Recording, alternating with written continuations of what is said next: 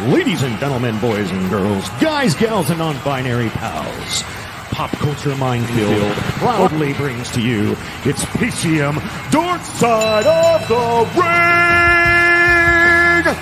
The Dork Knight, Danny Ballard, the Atmosphere, Joe Rivers, and the Broad Street Bully, Johnny Rock! And if you're not down with that, we got 2 words for ya! Suck it!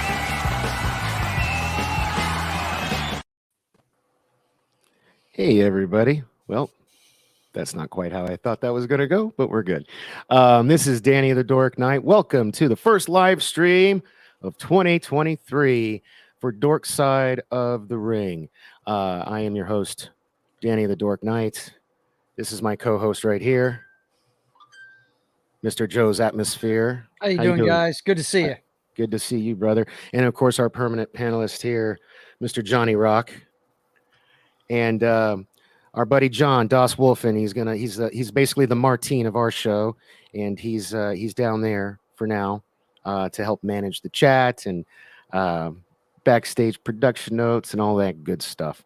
Speaking of the chat, I want to thank those of you who are here, bright and early at the beginning of the show. First person here was Zach's teasing me that I better be running the ropes. And buddy, I've shown a video of that before. I've only been in the wrestling ring once. It was all of 3 minutes, and I was gassed for about an hour and a half afterwards. So I don't know how, mad respect to these people who do it. But Zach's also let you know in the chat, if you ever want to be a guest panelist on the show, we'd love to have you. Even if you haven't watched wrestling since the Attitude Era, if you have a working knowledge of wrestling, it's still fun. Next in there was my mom.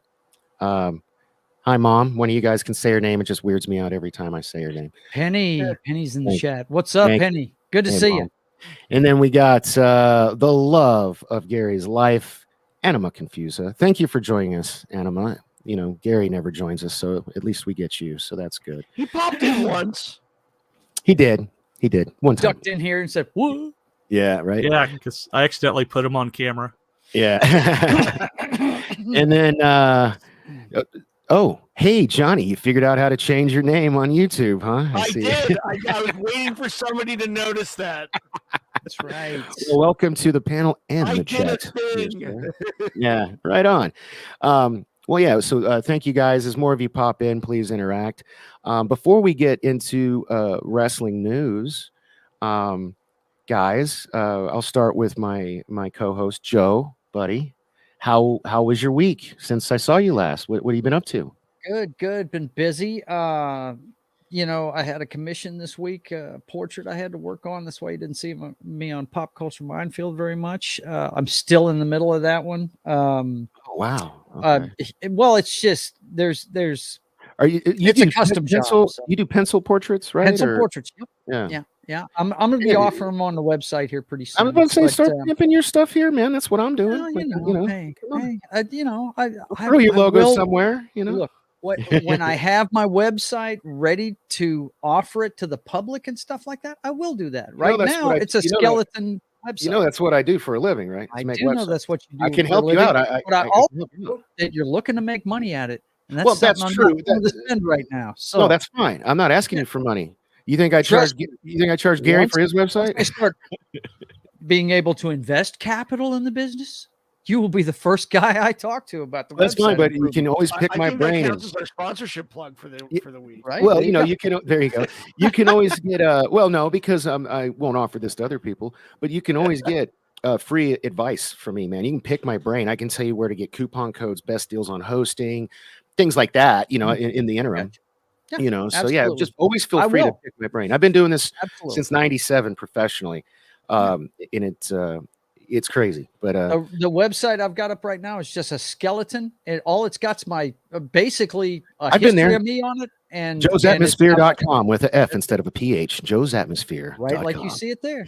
Every social media there. There you go, right there, right over there. That's but it. with a .com at the end. Yeah, it's been a good week. My schedule got a little bit messed up because every once in a while, you guys know, and the folks out there probably don't know, I work for a rehab, and I have a chauffeur's license. They have a van they need driven every once in a while, and they needed me to do it this week because the other person that does the driving wasn't there this week, so they kind of had to shuffle my schedule around. Just for the But- record, that was not me. I did not boot him. In fact, I don't even have the power to do that this week. No, he's not picking on Johnny. That's Yeah. out of the blue. None of us- Johnny just bounced. I don't Yeah. know what happened. He will Okay. be back. He'll be back. Yes. Well, I guess I should have started with him. So, okay. No, There he is. He's All good. right. Well, hey, I just have in no time. idea what just happened. Like all three screens. Don't worry just about it. started, I was- buffering. I just wanted to remind you that I am no longer drunk with.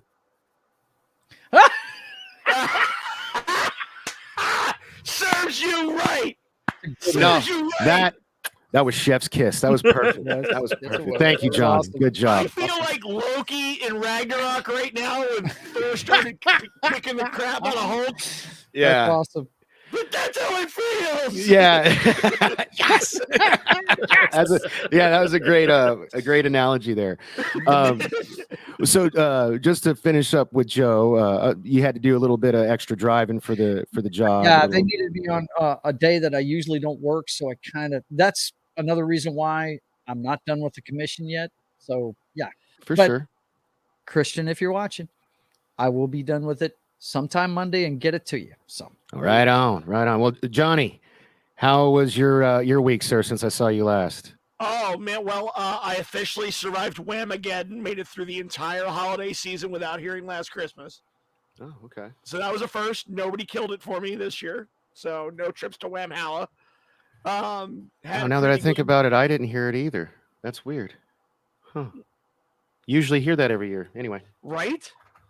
I had a fairly decent New Year's. It was a lot of fun. Just kind of kept it low key. Went out, did some karaoke. Yeah, unfortunately, oh, honey, you need to bring me that plaque so I can troll Johnny a little bit. Unfortunately, I am without transportation, so I haven't been able to get out to do the karaoke. But that's how Johnny and I met. Everybody's at Yeah. the karaoke Really? scene. Yeah, now that's great, man. That's great. yeah, we're a part of this group called Karate Karaoke, which is pretty. It's really awesome. So basically, they just apply a rewards program to karaoke. So you have a Mhm. card. If I had my wallet on me, I'd show you because he's very adamant about you must keep it behind your driver's license. And Hold on. yeah, Johnny's probably got his. My wallet's in my bedroom. So see, it's like a checkoff card where you have different things. So I am a black belt. So is Johnny. But Yes. Johnny donated his plaque to a bar. Here is my plaque, ladies and gentlemen. Come on. Ah, Whoa, Check there we it. go. Check Yeah. it.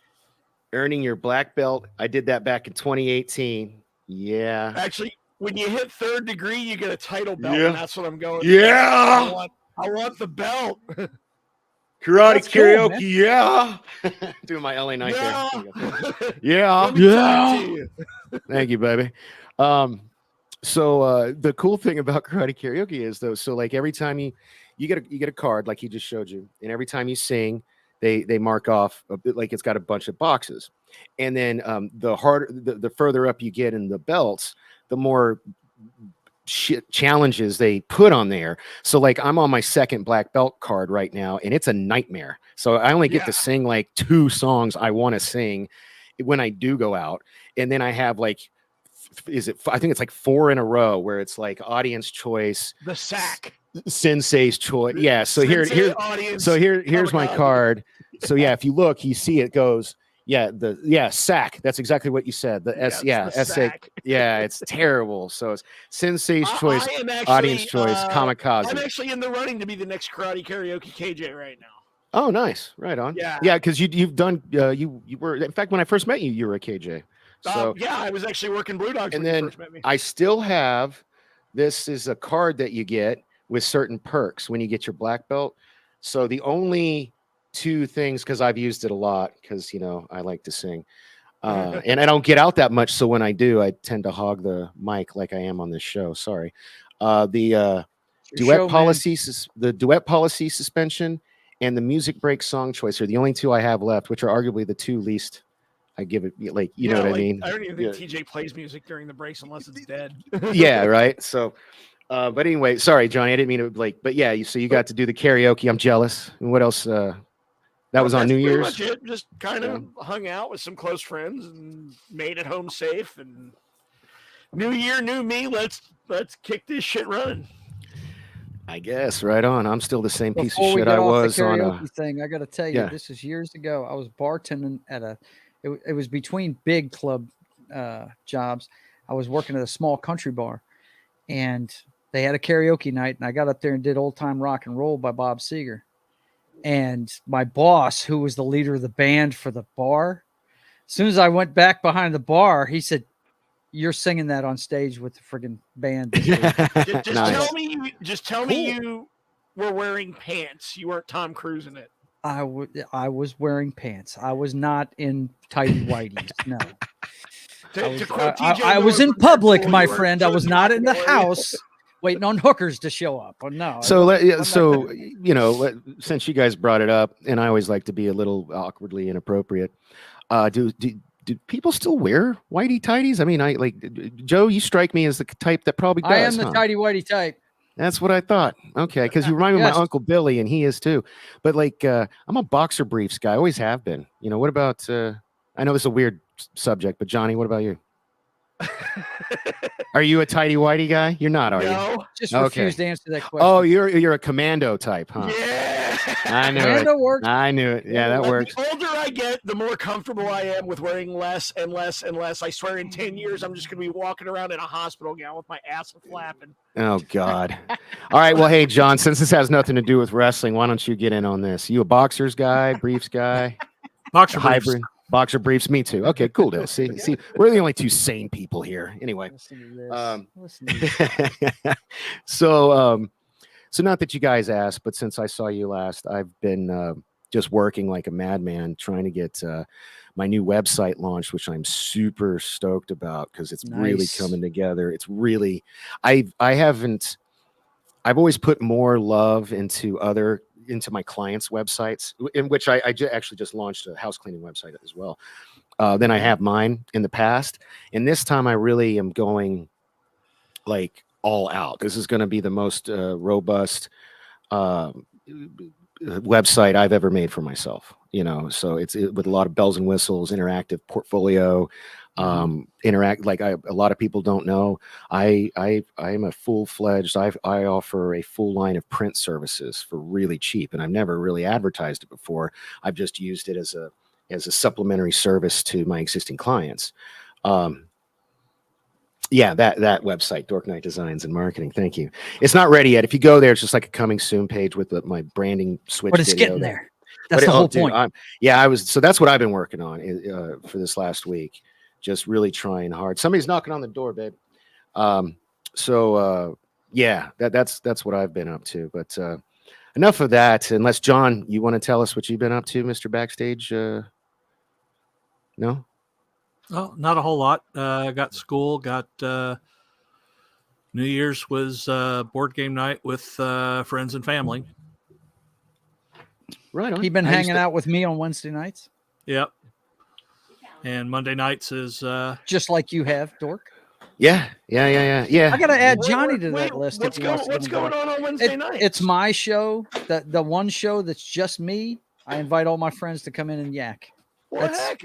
I'm at what hours East Coast?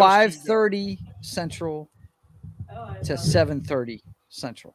It's 2 hours. My wife is going to meetings that night, so because you might catch me on the tail end of it because right. I know I get home around your Pacific time. Yeah, and we're Pacific time, and I used to be rude and leave to watch Dynamite live, but you know what? I'd rather not watch commercials so I can just catch the replay.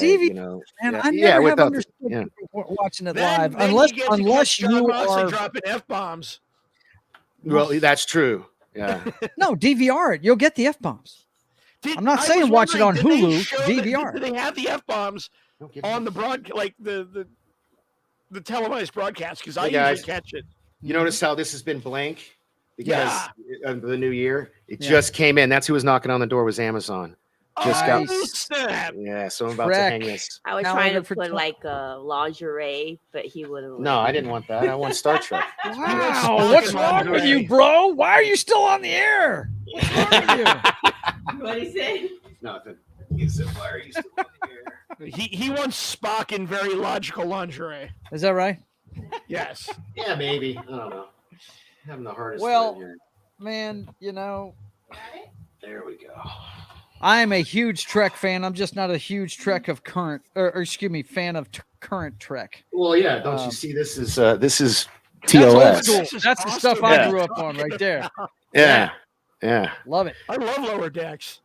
Lower Decks has been good. Lower Decks has been all right. Yeah. It looked like it's- something that might be fun. I haven't Strange seen New Prodigy Worlds. or Strange New Worlds yet. So Strange New Worlds, I love. It was in my top 5 TV shows of 2022. I like it. I wouldn't say love it. I like the fact that they're back to the formula of the OG Yeah. show. It's not a soap opera. You have to watch every Yeah. episode. But I like Thursdays- Discovery. I like Discovery. I hate Discovery. Wow. Yeah. I Discovery in fact- lost me at the beginning of season 3. I mean, the best thing about Discovery, I'm sorry, is the guy that's the captain on Strange New Worlds in season 2 when they Okay. introduced him. The I am best a big thing about Anson it. Mount fan. I thought he Oh, should yeah. play Batman at one point. Yeah. Where I got I like him from a sidetracked show with my called Hell calendar. on Wheels. Hey man, your boss does it all the time. Just remember Yeah. to recenter yourself, refocus. What's our show about today? Wrestling. Wrestling. Oh yeah. Root, Um, rip, roar, wrestling Well, show. actually, before we get Wrestling. into this week's show's results, we have to talk about, what did you call it, Johnny? The something elephant, the the purple elephant. grapefruit-sized elephants in the room. Yeah. Vince McMahon is back. Is back in WWE. And I when I found this out, I tweeted, this man belongs in a jail cell, not in the gorilla position. So let's Apparently, he is banned John, from the- since you don't have a picture, swap with me or something, or like, if you don't mind. So here, what do you got? We got the New York Post. Since you got it, Joe, I got it, Bubba. take I it got away. Vince McMahon. I'm choking on my own words here. I'm sorry. Vince McMahon plotting return to WWE with intent to sell company. It's not a plot. He's back. But no, see, no. He's Well, this is how they broke it in order. First, he was Yeah. plotting. Then it Yeah. happened. Then the SEC thing happened, and then there was an emergency meeting behind the scenes with all the talent freaking the fuck out. Yeah, freaking right the hell out. Yeah. Basically, I'm not going to read that article. We all Yeah. know the story. Basically, he Real is. super villain, James Bond villain move. Let me break this down for you, Yeah. fellas. He still has the biggest amount of voting stock in the company, and he's throwing his world-class size nuts around, letting them know that they can't make a sale without him. That's what's going on here. Yeah. All you have to do is follow the money. If you read the press release, and I don't know if you can find it, I should have given you the link to it, but No. they actually released publicly his press release, which read like a ransom note, or it like Yeah. it was Exactly basically what it like sounded like. is basically like, I am not, as the majority shareholder, even though I'm not on the board of directors, as the majority shareholder, I have to approve any new deals or the selling of the company, and I will not approve anything if you do not bring me back me as back. the executive Suck on chairman. that, pal. And they, when they first got it, so his first letter to them, which wasn't the press release, they unanimously voted on December 28th. No, unanimously. So Yeah. that means his daughter also in Triple H His daughter and Triple H were voted on the board. no. And then he did this press release, and 3 people got fired from the board, and then the next day 2 people resigned in protest from the board after they appointed Vince, and the 2 people he fired, by the way, in 2020 to come back onto the board to facilitate a potential sell and to renegotiate their broadcasting deals that are coming up, What do you? I've got some more to add to that, but I want to pass it off to one of you. I've been talking enough. Okay, well, when I first heard the news, my immediate reaction was, "WTF?" Yeah. Yeah. Because they've made such strides in the product itself since he left. It's amazing the kind of effect that him being gone has had on both the locker room and the product itself. Okay. Well, there is a silver lining to that. They are keeping current roles and current management in place, which means Triple H is still head of talent relations and still head of creative. Here's the thing. I don't believe. I don't like. Yeah, that's what they're saying right now. But do you really trust Vince McMahon to keep his word? I mean, has he? I trust that entire locker room to pull a Sasha if that happens. Well, because there's other places to go now. Yeah. Yeah. If Vince wants to throw his nuts around and be king, he can be king of the ash pile. Yeah. Yeah. I mean, how are you going to sell the company without talent? And if all your talent walks out because they don't want you there, it makes a major. You don't have a product, do you? And, yeah. and the sale's not going to happen in that case. Yeah. So I think I just don't. And the crazy thing is, the stock surged like 22%. Because they're anticipating a sale. All news, whether it's good or bad, is good news. I don't think. I think he just said that as a way to get back on the board. I don't think he has any intention of selling it, unless there was a rumor. Wrestling Observer Radio, I think it was, talked about there's a rumor that Vince is trying to buy it to make it private again, so he can get away with all of these shenanigans he's been used to getting away with. Yeah, that was something that was being. Brian Alvarez said something like that. I can't remember. No, it wasn't Brian. It was another dude. But Dave he was. Meltzer? No, he. So when you say the Observer, there's two. It was Dave. It was Dave Meltzer sitting on his couch holding his microphone. He had another guy with him who I didn't know, a racially ambiguous fellow with black hair. I don't know if he was. I know who you're talking about as a co-host on the regular daily show. Yeah. So they were. Why can Mike Sempervive? That's his name. Maybe. Yeah. I could. Yeah. If you held a gun to my head, I couldn't tell you. No, that's exactly who I'm talking about. Yeah. Okay.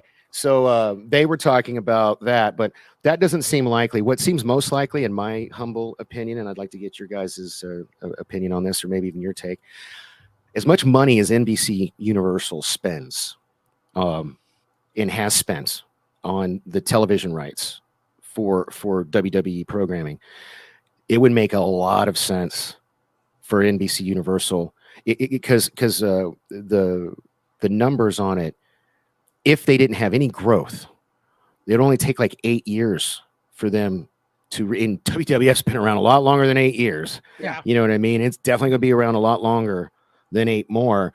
They would actually, and that's without any growth. If it was stagnant, they would recoup all of their investment within 8 years. Realistically, probably 5 or less. If they put out like a very decent, I'm talking billions of dollars offer. What do you guys think about that? Well, I can tell you this from the entertainment side of it and the network side of it, USA and Universal need that program. It's their top rated program. Exactly. Period. Yeah. And then if NBC bought it, they could put it on the broadcast NBC station. The reason they don't now is because they don't want to pay the WWE because once you get kind of money they'll want for it. They're also under contract with Fox and USA as well. Well, they are, but just for USA is NBC Universal. So NBC Universal owns. I was unaware of that. Yeah, they own the USA. NBC network. And USA is Universal, same thing, all under the same umbrella. Yeah. So that's the only problem you have is they would either have to buy out the Fox end or they'd have to wait. But the Fox contract, I believe, expires this year. That's what the whole leverage thing with Vince was, because once that becomes available, then it is much more appealing for NBC Universal to buy it, because then, that would be a part of the negotiation of that. Well, don't renew with Fox. We'll just buy it from you for like however many $1 billion, that's the good way things could go. I hope that's what, but I also heard that I heard that the Saudis are preparing to make a generous. That's offer. what I heard as well. I heard that blood rumor as money, well. And with the money they just threw at Cristiano Ronaldo, it's not like they're short of any cash. And you know what? Once I heard that, I was like, wow, they have been doing 1 to 2 shows a year there every year for a while now and spending a whole lot of money on it. But I just can't see them. I mean, the Saudis would have to throw ungodly money at them. Are they allowed to have do that? ungodly money to throw at I know it, they though. do. I'm just look. But is that even legally? I mean, would that be allowed? Could the Saudis buy an American company? We're talking like about that? corporate. Yeah. It could definitely happen, man. That's A crazy. Saudi-backed investment group. Who has Oh. more money than the Saudi Arabian The UAE. at all? I mean, you know what I'm saying. Yeah. Oh God, that's just scared the my hell out of money. me. My money. If I had to, if they decide to put it on the market, I don't even think it's on the market myself. I think this is all bullshit. I do too. But my money would be on Disney trying to get them. Nah. Yeah, I could see it in 2 seconds. Nah. I could. Nah. But hey, man. I mean, I'm not You gonna can say nah all you want. I mean, yeah. They would love to have a WWE part of their park. They would do that in 2 seconds. You and think milk so? the shit out of it. NBC I know they could do would. the same thing with Universal Studios. With Universal, they could. I'm just saying that I could see them getting in a bidding war with Universal over it. Actually, Yes. on that note, I could actually see Universal Studios Florida building an arena for NXT. Mm-hmm. What's up, Jeebus? Good to see you, man. Oh, hey, Monkey Jeebus. Hey, Monkey Jeebus, not to make you jealous or anything. Actually, yours is way cooler, but my Christmas present came in. Check it out. You're always like showing yours off in the after show. Was I not supposed to say that? I don't know. Anyway. So yeah. Now, just out the guy. It'll be all right. Don't worry. This is all oh, hey, Cecy. Hey, sweetie. This is Twilight It's all Zone shit to me. speculation. Well, But no. I'm just what talking about makes- the fact that Vince is back. Well, and he's the executive chairman of the board. That blows you my didn't mind. see this coming. I really didn't. Come on, bro.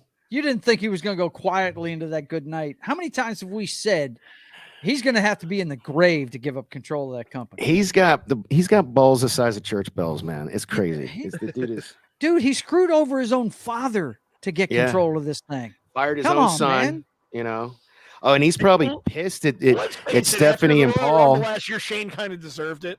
Yeah. Right. I would like to point out that Disney can't afford to buy anything right now I because know. they've got to pay NBC for Hulu at the end of this year. The thing See- that makes the most sense is NBC. Yeah, it really does make Because the most the sense. WWE network is already wrapped up in Peacock, Peacock, yeah, their streaming service. So, Yeah. I mean, it makes the most sense. it But does. the Saudi angle, that kind That's of, terrifying. I that- hope that doesn't I happen. think, That all depends on how greedy is Vince and how petty Yeah. is Vince. right? You He's can't the take it greediest- with you, The Vince. Saudis are Don't offering the fuck most. this up now. He's the Come on greediest now. son bitch on earth. But I guarantee the Saudis will offer the most. Let's see. Jeebus says Saudis, Fox, and Comcast will buy them. I still think NBC Universal. But hey, I think so too. we're That's we're- if they sell it, though. They keep talking about a sale. I don't think Yeah. they're selling it. Well, we're I already- think what you were just talking about, the thing put forward on Wrestling Observer Live about him trying to take it private again, makes the Yeah. most sense to me. yeah, That's something that crazy bastard would do. right, Yeah. and I hope that doesn't happen either. No, but hell no.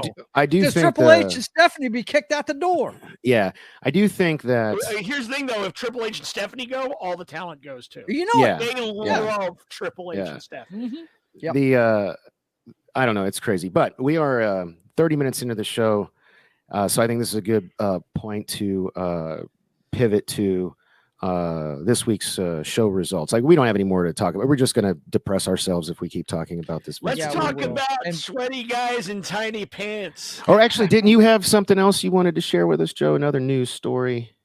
Yeah, there's one other news story this week. Let me You can find swap it real with me again, quick. John, if you want. No, we're back to this. I believe it's right here. The headline is kind of bombastic. It says Vince McMahon's arch nemesis claims victory over 5.1 billion WWE under Triple H's leadership. That's a mismatch of a bunch of statements. So what? Yeah, like basically what it is Ryback. I Ryback. just saw Ryback. Ryback got the rights back to his name. Oh, see, Johnny called it. They gave up. They just said, "Screw it, take it." Pretty much. Okay. Yeah. Let's say that's what I'm saying. That headline's really bombastic.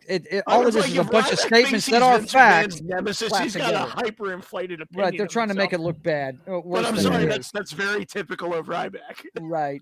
Ryback is a dude who put a Twitter poll on where he asked. This was about a year ago, and he said, "Hey, if I come back to wrestling, where should I go?" And there was like WWE, Impact, AEW, and another one. They just said like retire, and retire won. Yeah. So this Ryback guy, I am honestly totally unfamiliar with. This was during the period of time I didn't watch wrestling. So well, I tell you, and Johnny can probably back me up on this. He looks good getting off the bus, but he's one of the most dangerous wrestlers that's ever wrestled in a ring. So he's like a Bill Goldberg type. He's basically WWE's Bill Goldberg. If you heard the famous CM Punk interview with Colt Cabana on that, I haven't actually. On that Thanksgiving a few years back, he went off about Ryback injuring him during a match, and having to work with him several times, getting injured. He has a reputation for being a bull in a china shop in a ring. Okay, so he's like a Bill Goldberg. Yeah, basically. But he can go though. That's the difference. Goldberg could get gassed in 2 seconds. This guy could go for a while. He could beat you up for a while and hurt you for a while. You know what I mean? He had the undefeated streak too. Like so, yes, he did. Basically, try to Goldberg him when they tried to do that. Yeah, his big thing was "feed me more, feed me more," and he got that slogan back too. The tweet he sent out said WWE has given up and given their resignation for my Ryback trademark. Everything I have created has been awarded to me, and we await the USPTO. I do not know what that stands for. That's the United States Patents and Trademark Office. All right. To make it official, the next chapter begins in 2023. Now that my health has been restored, never give up and stay hungry. Thank you, Rybackers. Ryback, the quest for bookings. The quest for bookings. Yeah, it's right there on the tweet. Appearances and signings. Go to feedmemore.com, right? Yeah. This guy, if he wants to make any money, is going to have to get in the ring again, if you ask me. He's going to have to fix his reputation a little bit. Because I was going to say, he's so toxic on Twitter and social media. Like, I don't think anybody's going to book him at all. No. Why would they? He's a pariah. So, you know. Exactly. And yeah, it's kind of, he's like the male version of Tessa Blanchard right now. Okay. Looks good getting off the bus, but Tessa has talent. I know Tessa has talent. I'm just saying the pariah end of it. It's going to be a little bit tough for either one of them to get bookings and stuff like that. So, yeah, that was the other piece of news that we found out this week. Yep. That's all right. Well, that's all righty. Yeah, you don't know anything about the guy. Trust me. Yeah. Anybody that saw that, first of all, can't believe that they. The only reason why they gave up, and Johnny probably agree with me, is because they're not going to make money off of him anyway. No, I don't know. The tone I got from what I was reading, it seemed like Vince was just had a personal beef with this guy and just was being petty and didn't want to give it to him. And Triple H just didn't care and was just like, we don't care. Just take it. He's one of the big factors about why CM Punk walked out of that place, because they kept putting him with that guy to try and put him over. I tell you what, one more piece of big news this week, which has to. If CM Punk can't get you over, you probably don't belong in this business. True. Right. True. But my friend down here is going to have to eat some ghost pepper hot wings pretty soon. Is. And we'll talk about because Sasha Banks made her New Japan Pro Wrestling debut at Wrestle Kingdom. But we're going to talk about that. Mercedes Monet made her debut. Fair enough. Same person. Anyway, and there's no way now that Vince is back that Sasha's ever going back to WWE, and that's what the bet was. So but Vince is not in charge of creative or talent. All right. I'm just saying he's there. Are you but we'll get still more into clinging that. on to she's coming back there? Yeah, he is. Because that was the bet we made live on air. But we'll get more into that when we cover Wrestle Kingdom. I still say she'll be back before Mania. Hey, man. All right. Anyway, you die on that hill, brother. I can't wait to live stream you dying over these hot wings, which I would probably just eat like nothing anyway, because I love spicy food. Right. All right, so let's get into the week. So we'll end up, because Wrestle Kingdom was this week's pay-per-view. It was the most recent show, I believe. So we'll or something like that. No, actually, hell. Anyway, we'll talk about that at the end. But the week started off with Monday Night Raw, the first Raw of 2023. It opens up with the Bloodline just taking over the place, tearing shit up, taking the ring hostage, talking a bunch of smack. And they which were upset.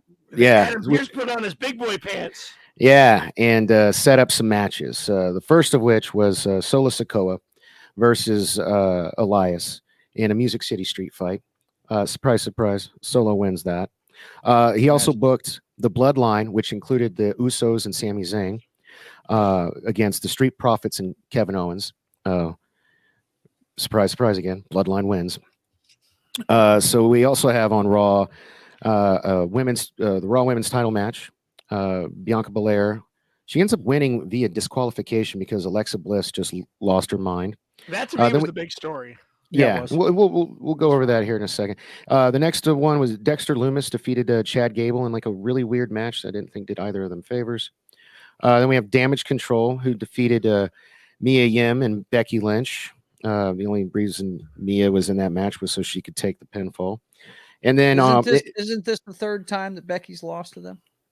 Yeah, but she didn't get her shoulders pinned. But I understand, but it's still lost. Becky wanted a handicap match. Yeah, they're building up. For some reason, just saying, Becky and Bailey continues to happen. Yeah, they've abandoned the whole Becky Ronda rematch at WrestleMania, and they've pivoted to now, for whatever reason, it's going to be Bailey Becky. You think so? Yeah, totally. We'll talk about it more in a second. The last match of the night, which surprised the shit out of me. Austin Theory retains his U.S. title and defeats Why did that Seth surprise Rollins. you? Because I don't like Austin Theory, really. I mean, he's doing his job. He's a heel. Hey, I'm not supposed to like him. down. Yeah, so that was Monday Night Raw. Was there anything that stuck out that you guys want to talk about out of those results? The Alexa Bliss thing, it's inching closer and closer to Biscuit her butt, being right? That's back what you with call Bray. it? I can't wait for I'm digging it.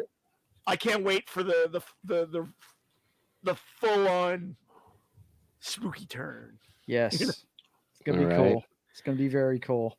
Was there I anything else? love me some biscuit butt, bro. Oh, I know, man. I know. I don't know. To me, this was I felt like they should have bookended the show with the Bloodline. I don't think because correct me if I'm wrong. Would think they ended it with Seth story Rollins is what finishes the show. I mean, I thought the Seth and Austin match was a really good TV match, and because on that was SmackDown, the main event, I feel like anything else, because I do think SmackDown.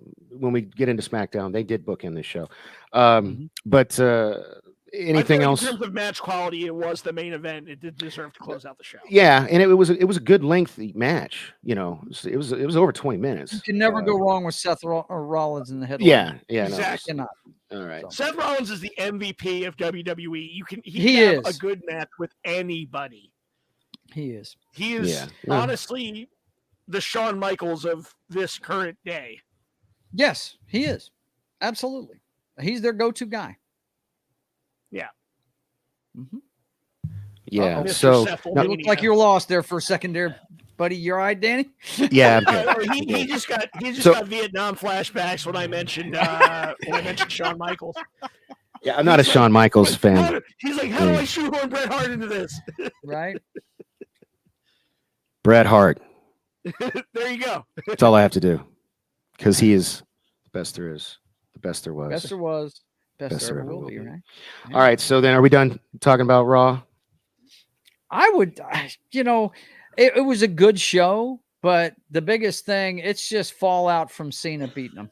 And You do realize Cena hangover? on a 3-hour show, there were 6 wrestling matches. Just throwing that out there. yeah, I know. That does Because that on a- surprise really you? good. It was So the bookended next by show- 2 really good matches. I like Hold the up, though. storytelling of the Alexa match, and I like the action of the Seth and Austin Theory match. No, Yeah. I'm not nothing against that, but they do so much recap and so many promos and so much BS. Because the next show we're going to go over, the Wednesday show, AEW Dynamite, 2 is hours. a 2-hour show that also had 6 matches. All right, so let's go over those Yes, and we'll sir. talk about the show. So the show starts with probably a great. I love this match. This kid is growing on me a lot. Ricky Starks defeated Chris Jericho in the opening bout. The next wrestling match we get is the Acclaim defending their AEW Tag Team Championship against Jeff Jarrett and Jay Lethal, and they retain their titles. We'll talk about the dusty finish, no less. Okay, well, all right. So I was going to say, but we'll talk about the shenanigans after we cover everything. The next match was Bryan Danielson defeating Tony Nese on his quest to become the #1 contender so he can get that Iron Man match. The next match was Swerve Strickland defeating AR Fox. Then we had Jade Cargill and Red Velvet defeating Kiera Hogan and Sky Blue. There was also some dramatic shenanigans we'll talk about later that was in that match. And then the main event, Darby Allin defeated Samoa Joe to recapture his TNT title. So again, good match. These were good. Most of these were good matches. 6 matches, 2-hour show. Yep. That's all I'm saying. Yeah. So let's. What do you guys want to talk about first? This AEW Darby Allin. Darby. Samoa Joe. That was Yeah. awesome. Coffin dropped him a few times. You know, A couple times in a row. I actually used a clip. NFL memes memed it as the Jacksonville Jaguars busting up the Tennessee Titans. Were you? Johnny wasn't here when you showed that. You want to? Yeah, hang on. Throw it back up right here.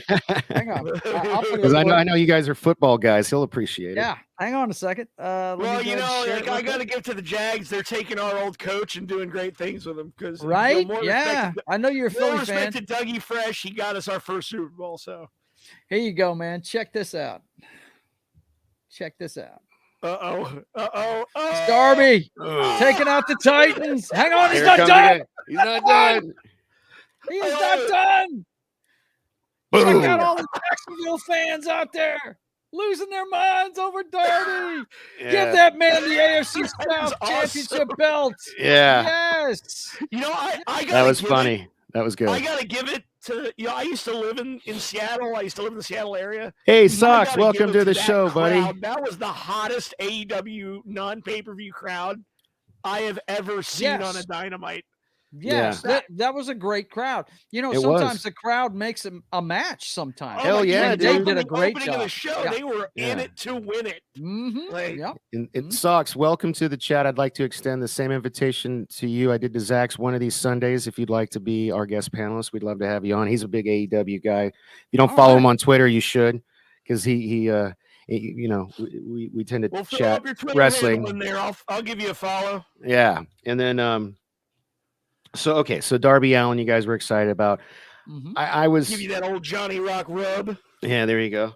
I'm sorry. Next to MJF, I think Darby Allin is the best homegrown talent for them. Yeah, and I'm glad they put the belt back on the TNT belt back on him because he'd been taking a lot of losses, and they need to kind of like you don't want to bury your homegrown talent, you know, like him and Sammy Guevara. Lost the title because I did like the whole King of Television thing he was doing. Right. Yeah. But he didn't. He needed to do it long, and he's a heel.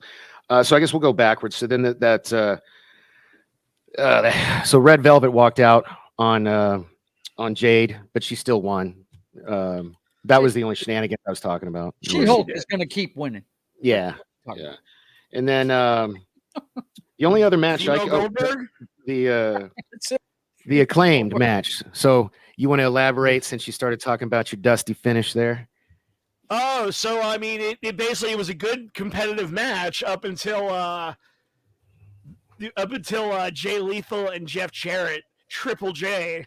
use some dastardly tactics to get the pin, and they actually switched the titles, and they actually were raising their hands and playing Jeff Jarrett's music. And then that But then bitch, Aubrey Edwards Edwards. comes Yeah, I'm out. just kidding. Oh, I love Aubrey Edwards comes out and reverses the decision because there was a foot on the rope that Sanjay Dutt knocked off the ropes. Acclaim retained. Shenanigans. Shenanigans. Shenanigans straight out of the Attitude Era. Yeah, no, that's exactly what it was. Straight out I of the will Attitude be Era. right back, gentlemen. Excuse me. No worries, no worries. So the only other thing about Dynamite I was going to mention is I know Ricky Starks wasn't a homegrown talent. He was an early acquisition in the I believe he was getting mixed up with Cody Rhodes over the TNT title when he first came in, and they had a really good first match. Well, he was part of Team Taz when he first came in. No, he ended up joining Team Taz shortly after that because he first came in for a tryout match against Cody for the TNT right. title. Cody was doing like I'll defend against all these indie guys, like when Will Horse showed up. Yeah, and then when he actually got signed to a contract and was all elite, that's when he was Team Taz. So I'm talking about like right before that. But he's been there a while, and I really like his growth. I love how much more confident and what's the word I'm looking for? Just how he's gotten so much better on the mic. Developing. Yeah, and I don't think he's ready for a main event push by any means. I don't want to see him locking up with MJF any more than he already did. But I wanted that trilogy. Remember, that was my big beef over the way they did that. That might just happen in a few years. But right now, I want to see him develop himself more in a couple high-profile mid-card feuds. Hey, Zax, welcome back. Like, he did just get the Jericho rub, which, say what you want about the Jericho rub these days, it's still a pretty significant thing. Hell yeah, it is. That's why I wanted to. This was, to me, this match was a big deal. I'm glad he won it because I actually kind of didn't think he was going to win it going into it because you don't want Jericho like on too much of a losing streak. You know what I mean? Like he's got to get. Uh-oh. We've been invaded. Say hi, dear. Buenos days. Why you get so quiet? We weren't expecting company. Look at him. He's like frozen. We're not even on. We're watching wrestling. So, yeah, do you even watch? Nice shirt, by the way. Do you even watch wrestling? I watch it, what is it, Monday, Wednesday, Fridays? Only because I'm watching it. Hey, you need to do me a favor, baby. You need to acknowledge the head.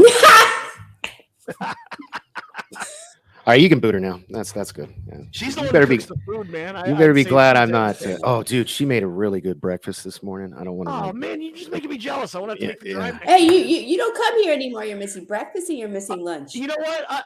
If it's okay with you guys, I might come down and do some studio time down there. You're in town. It's non-alcoholic, by the way. Okay. Well, I mean, what's with you guys drinking so early? In the words of CM Punk, I like Pepsi. Mm-hmm. I'm a Pepsi Zero kind of guy personally, but I've been drinking this mango Pepsi. It's actually really good. Mango Pepsi? Yeah, it's mango flavored Pepsi. It's tropical. Alrighty. So, do you have anything to add to? We actually already discussed Raw. We just finished discussing like raw meat or. No, that was back to the Ryback conversation. You really ought to thank God I don't have the power I used to have the last 2 weeks. Oh yeah, well yeah, I forgot. I just realized that. Yeah, because you would have booted her already. Oh yeah, I would have. But she looks way better than me, and she's probably texting John, "Boot him for me." Ha ha ha. Oh wait, yeah. Where's my chat? Hold please. So the fact that she asked if we were talking about raw meat. I'm going to call BS on that. Here's the thing. She only watches wrestling because I make her, because I have it on the big TV, and she'll occasionally, like, could you name one match from this week's Dynamite, sweetheart? Yeah. Name one. What? Name who what? I'm sorry. I was trying to multitask here, okay? What do you want me to name? one match from this week's Dynamite. I literally just said them all right before you got on the show. Oh, well, I wasn't paying attention to you, honey. I'm so sorry. All I know is I see guys in tight chingaderas with small trunks, and that's about it. Uh-oh. Look out. Hi. How you doing? Good. How are you? Good to see you. Good to see you. Danny's got to be on his best behavior right now. Head of the table has got to be on his best behavior. Right. Check him out. I'm head of the table. Oh, and look at he's left. Oh man, unbelievable. And now he's muted. Serves me right after the past couple of weeks, Right. This is true. Yeah. So I take it in jest. I'm basking Okay. in the rays of sweet, sweet karma. Yes. So I think we were finished with AEW. Now that you're back, Joe, was there anything else you wanted to add to the Dynamite? No, man. The main highlight for me was that the Daniel Bryan match. Of course, I could watch him wrestle all day long. I mean, the guy's awesome. And the big one was Darby for me. Yeah, that I dug it. And I like let's not Darby get the win minimize in front of the Samoa hometown Joe crowd. now. Samoa Joe is a great wrestler.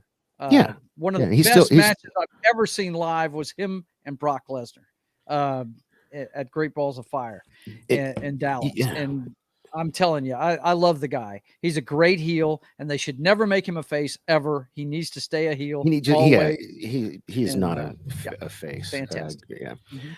All right. Well, then let's get into the Friday night shows, starting with SmackDown. Yes, sir.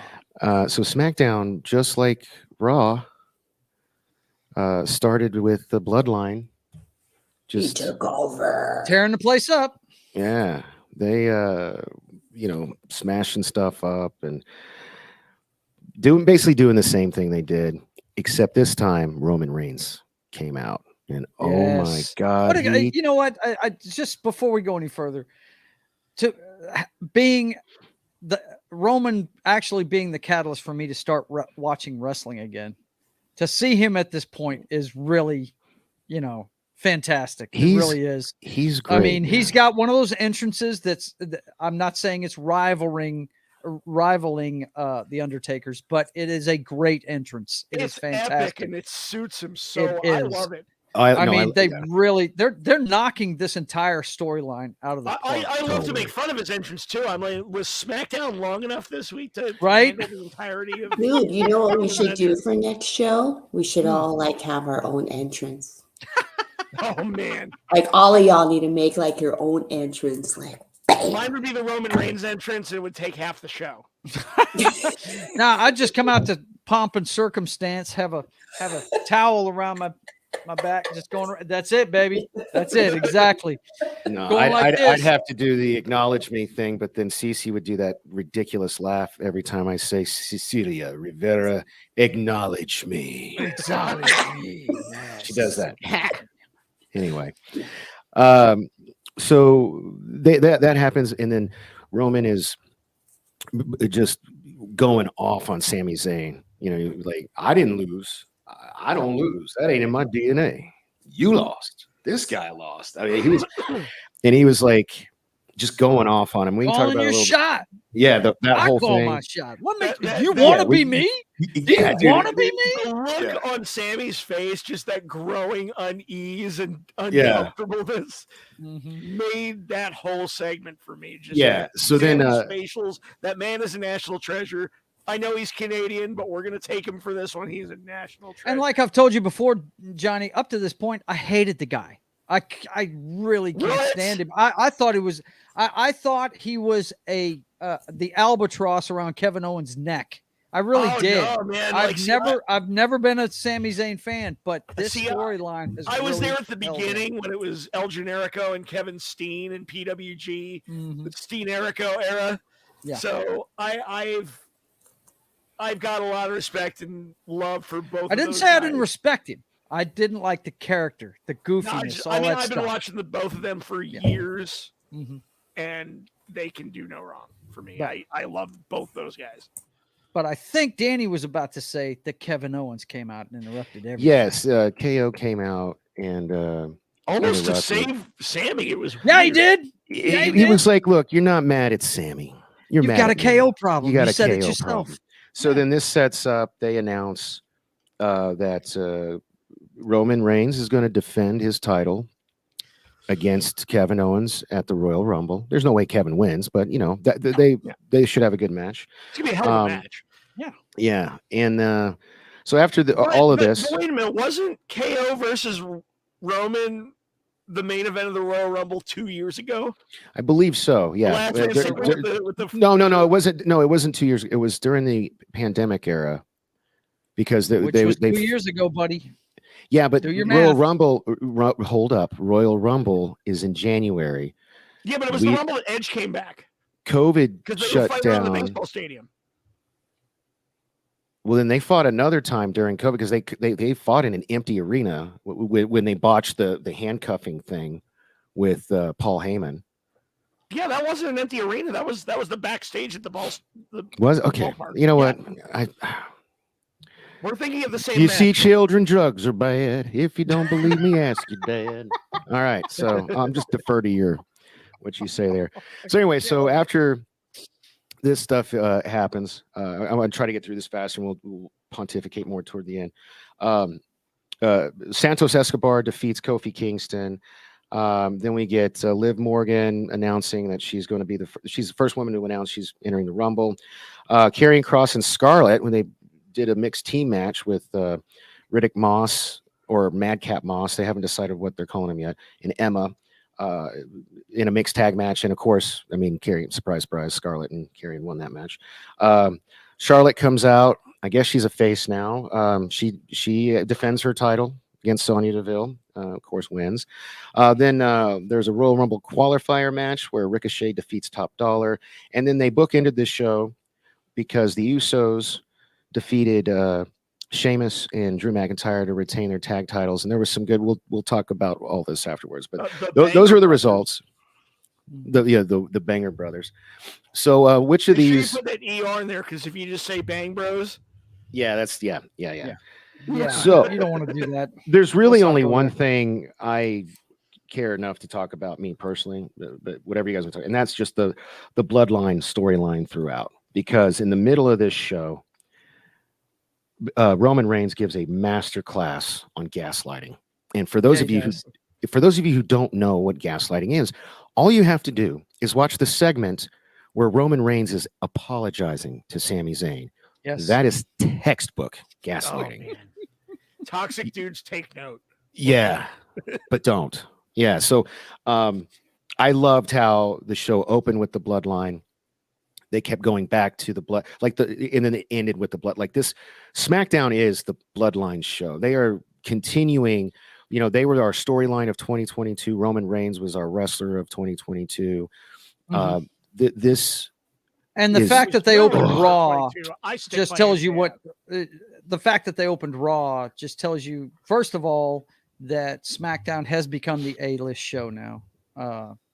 It's not Raw anymore. They're getting them on Raw to try and help that show out. Yeah, it's the best story they've run in a long time, and it's long-term. As much as people have wanted long-term storytelling in the WWE, here it is at its best, guys. It really is. It's something else. They're doing a great job. Unmute yourself, sir. I was agreeing with you. I was just saying, yeah, and that's why it works, because the long, this, like you said, is long-term storytelling done right. But this is also why this proves why WWE should have never abandoned long-term storytelling, because you can make it work. Turn that down just a little bit, buddy. But that's our cue. We got just a little bit left until the. Ooh, you didn't have to stop it until the break. I believe we got like 30 seconds till the break. So in this last 30 seconds, was there anything else you guys wanted to talk about? Because to me, that's all I cared about on SmackDown was the bloodline. Charlotte being a face now is kind of weird. Yeah, it is weird. She should never be a face. No, I agree. I agree. She's supposed to be the female version of the dirtiest player in the game. You know what I mean? and you can't be a face and I'll do see that. where it goes. Yeah. Trips is in charge. All right. Well, we're about to take a break, so we still have one more. Well, actually, technically two more. I have a few more shows. takeaways from SmackDown, but I'll wait till after Yeah. the break. Go Okay. ahead, Well, then. do your halfway point ad, and we'll get back to this. Yeah. All right. Hello, good evening, and welcome to the middle of the film. Today's sponsor, again, just because I need to practice, is Dork Night Designs and Marketing. Dork Night Designs and Marketing is a Las Vegas-based internet marketing and print design firm where you can purchase websites, domain names, you can get email, you can get hosting, you can get business cards, banners, all of that good stuff. We offer the designs as well as the printing, or either or. If you want to learn more, just visit dorknightdesigns.com. You just made the list! That is so awesome. I love it. This is the first chance I've been able to say it, man. But when they added that to the videos, I was like, that's perfect. Right, That's right. perfect. So, all right. So, Johnny, you said you had a little bit more to talk about with SmackDown, right? One, I love to see that they actually booked Scarlett in a wrestling match because she can go. A lot of people think she's just a manager. Here's the thing, man.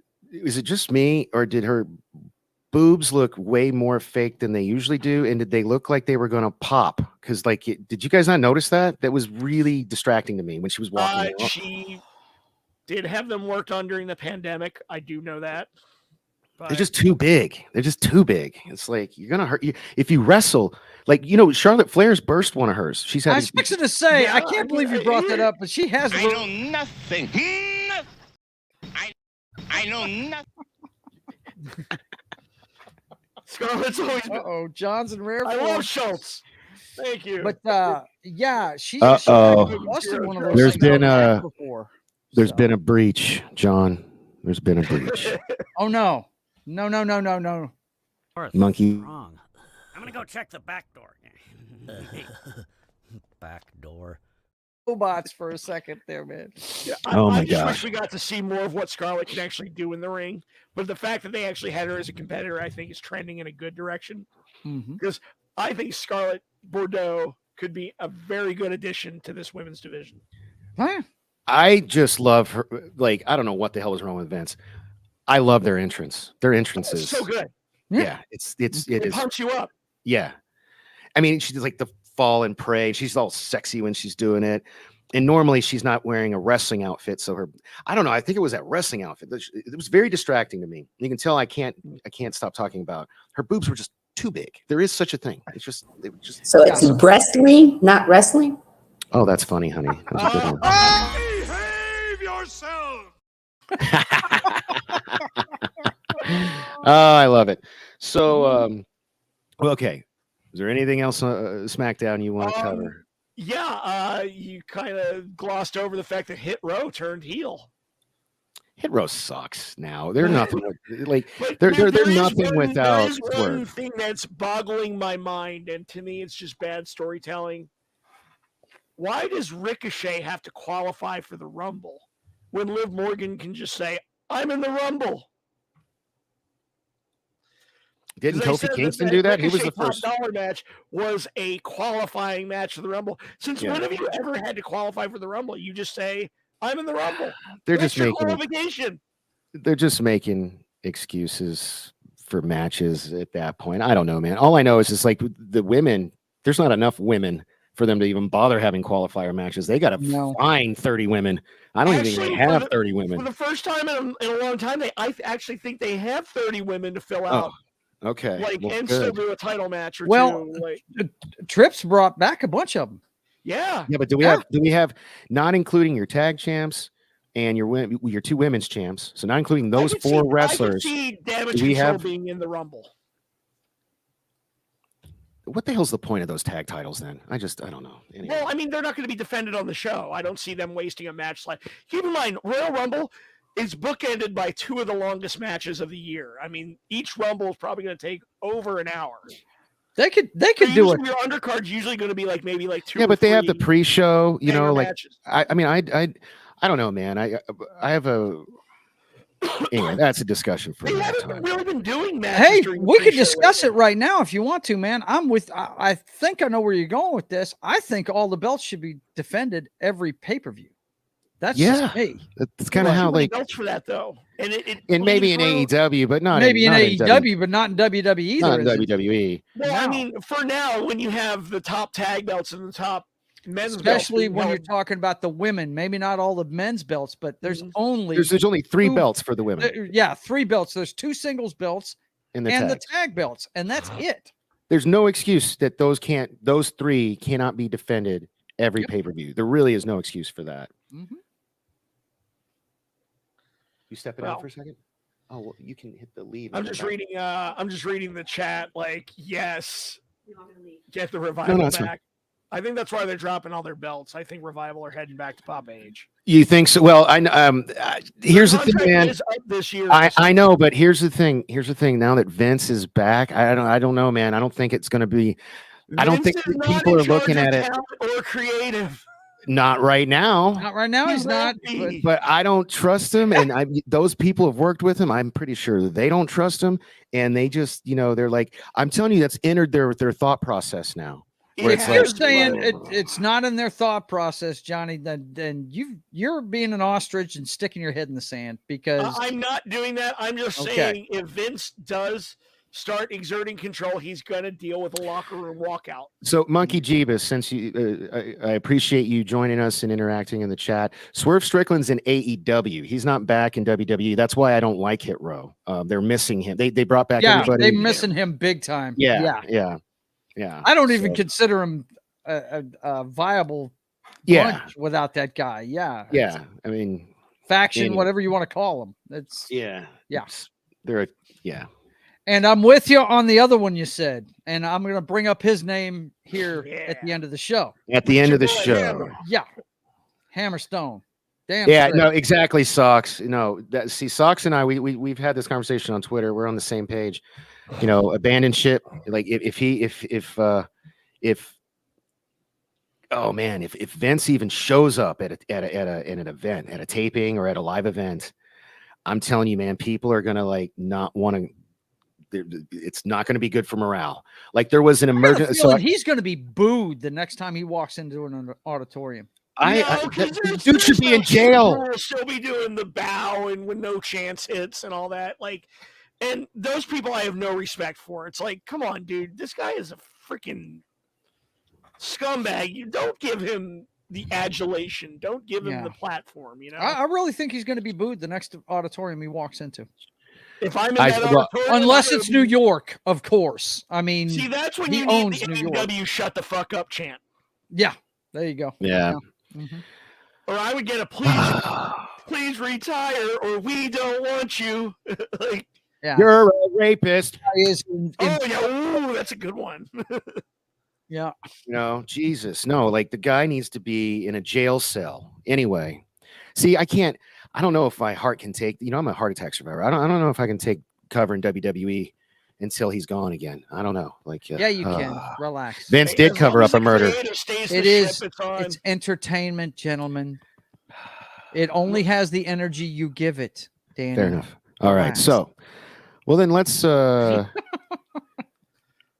go ahead and before I leave SmackDown, I do want to say I do appreciate Ricochet's finally being treated with the deserve with the respect he deserves. Because Papa H loves Ricochet. Yeah, no, and Ricochet very pleased is about a that. talent. I don't think he needs to have the belt or anything, but I think he should be a unique attraction. He's a unique attraction, and I think he should be. He should. What they call him, the human highlight reel. He's a human highlight reel. I'll still go back to that match he had in New Japan with Will Ospreay. That's everybody. Something you need to watch, Danny. That's something you. I have, and the only reason I have is because when Stone Cold, I don't know if he still does, because I used to listen to his podcast all the time because it used to be more frequent, and he's the one that brought that match to my attention, and he was talking about game. And he was raving about it, but then like other people were shitting all over it. So I watched it, and it's like, okay, first of all, it was cool, it was, but it's just like watching a Kenny Omega or a what are they called, the Hardly Boys, real names again? I forget. The Jackson Boys. The Young Bucks, right? So it's like watching it's all spots. There's no storytelling, like it was just like, it looked cool, but yeah, you said it right. It was like a video game. You know what, though? I'm going to change, hopefully before the end of this video game, I'm going to try my best to change your opinion on Kenny Omega. Not who he is backstage. I'm with him on Kenny Omega, man. The guy is you really got to look. This is the thing about Kenny. You can't just judge him off of AEW. His rivalries in New Japan are fucking great. So that's something we should. I wish we could do like a watch along with with his Ospreay match that was at Wrestle. We'll get to Wrestle Kingdom here in a second. I'd rather do a watch along with you with any of the friggin' Jericho matches with him. All right. Well, let's get into. That would be awesome. Rampage. That's where the Rampage, Painmaker baby, was born. Rampage. Let's talk about. Okay. This is Rampage. Rampage. Now, this is an hour show. Okay. Yeah. All right. And this hour show had 4 matches. Okay. 4 matches. Again, Raw, 3-hour show, 6 matches. Anyway, 6 matches. Not to beat a dead horse. But anyway, so the Blackpool Combat Club, which is Mox and Danielson, had a really good match, a solid match with Top Flight. And these kids impressed me because they jumped the Blackpool Combat Club before the match even started. That's awesome. Yeah. They Top lost. Flight is great. They're young, They are hungry, and but, they're going to do great things in this industry. Yeah. As long as they can stay healthy. I know Darius was out for like almost a year. Yeah, and we got injured twice. Last time he came back and he was So the next match was Britt Baker and AEW Women's Champion Jamie Hayter defeating a couple of jobbers, although I've never heard of. I think they're called the Renegades. But it was a good match, actually, surprisingly. And they came off well in defeat. So maybe they won't, maybe they'll be back. I don't know, but I've never heard of them. Have you guys ever heard of the Renegades? That's the thing I like about AEW. They don't just smash people. Yeah, they actually, there's storytelling there, and they exactly. They're newer guys. They go ahead, John. I'm on the other side of that coin. I feel hey, like Keely Chow, welcome to the chat. A squash match, or if it's supposed to be against local talent. Depends on what you're trying to do with the character. Well, that's what I'm saying. Your mainstream guys look weaker if they can't put these jobbers away, or they can't. Well, okay, but that's what I'm asking. So. Just because I'd never heard of them, there's not enough time in the week. I don't watch Dark. I don't watch Dark Elevation. Yeah, I say save those matches for Dark and Dark Elevation. Well, I don't know who. Well, maybe they have been. That's what I'm saying. Like, was this their debut, or have they been around a while? Like, were they local talent? So I don't know. Anyway, the next match, Preston Vance defeats Sonico, and then Darby Allin defeated Mike Bennett. For the TNT title. Don't you mean Michael Canellis? Hey, as long as he keeps bringing his wife, around, right? That's all that matters. It's all that matters. They stay together. Yeah. So, now I do want to point out that even though they advertised the second hour of Rampage basically as a different show, let's be real. The Battle of the Belts is basically hour 2 of a 2-hour Rampage. So I would like to point out that 4, 5, 6, 7. So again, a 2-hour show. 2-hour show had 7 matches, and Raw's 3 hours and had 6. Come on, I hate to beat this dead horse, but I do. You're preaching to the choir with me, man. Yeah, you need to start watching the abbreviated version of Raw on Tuesdays. That if you're selling anything, it's watch it the next day on Hulu. Yeah, everything you described during the Raw recap, the only thing I didn't get to see was the Dexter Loomis match, and I'm like, okay. And that was a weird match. It did neither of the guys any favors. He's doing this weird. So I tell you what, he's ripping off Steve Austin's moveset, dude. Like he does a string of moves that are straight out of Steve Austin's playbook. Like he does the what's it called? It's a dude's name. The Thez press. The Luthez press.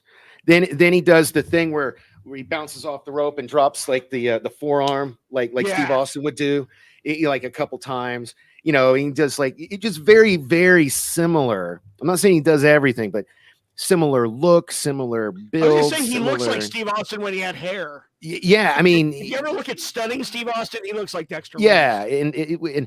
but to me, it's not so much the look. It's like there was a moment there where I was like, man, this guy is. I'm hoping this is like paying tribute, you know, like, or if not, I hope he ran it by him and be like, yo, is it okay if I use this string of moves? Because it kind of reminded me when like what was it when Darby Allin and CM Punk were paying homage to Bret Hart and the 1-2-3 Kid in their match, because they were doing string like they were doing total segments like that was straight lifted from that match, but they did it in like an homage that both 1-2-3 Kid and Bret Hart, or you know, Sean Waltman, X-Pac, as most people probably know him, you know, they publicly tweeted like, man, that was awesome, thank you guys, instead of getting offended. So Yeah. but so anyway, so hour 2 of Rampage, Battle of the Belts, the first match there. The I Acclaim. think Austin would be cool with it. I mean, he's been pretty generous since he retired. I mean, he gave the stunner to. He straight up gave the stunner to KO. Yeah, he did. Yeah, he did. Absolutely. He told him he had to put some stank on it if he wanted to keep using it, and then after he did, he gave his blessing, which I thought was really cool. So again, Keely Chow, thank you for joining us. If you have any questions other than what's going on, I mean, obviously we're talking wrestling. If you have any specific questions, we're not greedy. You don't have to throw a super chat. Just throw it in the chat, and we'll answer it as best as we can, even if it's just like, what's our opinion? So the first match of Battle of the Belts was a rematch with the Acclaimed and Jay Lethal and Jeff Jarrett. There was some really cool Kurt Angle tribute stuff. I don't know why that happened. I don't know if something happened with Kurt. The backstory of this. Oh, come on! They set this up last week. Then tell me what was okay, like. So did you see the rap video that the Acclaim did where they? I did see that. Yeah. So for those who are not in the know, Jeff Jarrett is currently married to Kurt Angle's ex-wife. No shit. Yeah. I did not know that. It Wow. caused like a big friggin' issue. What I heard that story. Yeah. I did not. When it actually was an impact. I mean, this makes so much sense now. Jarrett and Jeff Jarrett have been married for well over a decade. This dates back to like peak Impact days. Or okay. TNA. Okay. But yeah, I mean, basically saying Jeff Jarrett stole Kurt Angle's wife. Even though like Kurt won't say that and Karen won't say that because they had been separated at the time. But the going story is that Jeff Jarrett stole Kurt Angle's wife. Okay, well, it's funny. And it makes sense now. Referenced that in the rap. Well, not just that. It sent Karen Jarrett on a Twitter rampage where she was just calling out everybody. She was being the ultimate Karen. Nice.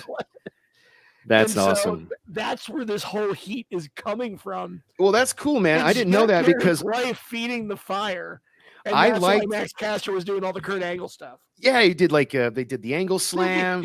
Then they did straps. No, he didn't even really have straps. They actually commented. He mined it. He mined it, and then he does the ankle lock. And I was like, "See, thank you. This is why I love doing this show." I was like, "This is cool. I have no idea why he's doing it, but this is cool." Bless like, Max Caster. I love the kid. Yeah, I've loved the Acclaim since day one. I love when he gets in trouble for his raps. I like how spicy and ballsy he gets sometimes. Yeah. Well, now he has to get them approved by Tony Khan after that one time he got in trouble. So now you know the Simone Biles one. Yeah. So yeah, that was an entertaining match, better than the other one. No shenanigans. They won clean. Then we got another Jade Cargill match, but this time she's defending her TBS championship against Sky Blue, who was a part of that tag team match on Dynamite. And there were a couple minutes where I almost thought Sky had a chance, but like at the end of the day, we all know that was Sky Blue's best TV match. It was. Yeah, and I like Sky Blue. I do too. And so in indie shows, yeah, she's wrestled here a lot. Yeah. She's got a high ceiling. I see good things out of Sky Blue in the future. She's not there yet. Well, look, she's learning at a good pace. Mm-hmm. I don't want to. Hold up one second. Sorry, I don't want to. I don't want to. I really, honestly, guys, I know this seems like a setup or a bit. I don't want to have to bump State of the Apron again for a 6th time. We are going to get to State of the Apron. So let me wrap up real quick. There's one match left. Joey's getting your hopes up, and then 5 minutes to show. Is that what he is? He's the going to heel smash turn him? happens. Oh, we got to bump it again. Great. I pray not. So the final match of Battle of the Belts, or Hour 2 of Rampage, Orange Cassidy defeats Kip Sabian for the to retain his All Atlantic title in the least, to me, surprising outcome of the night. One of the do nothing belts they don't need on this show. Exactly. I love seeing Orange Cassidy win. I do It's the too. European Championship. Basically, yeah.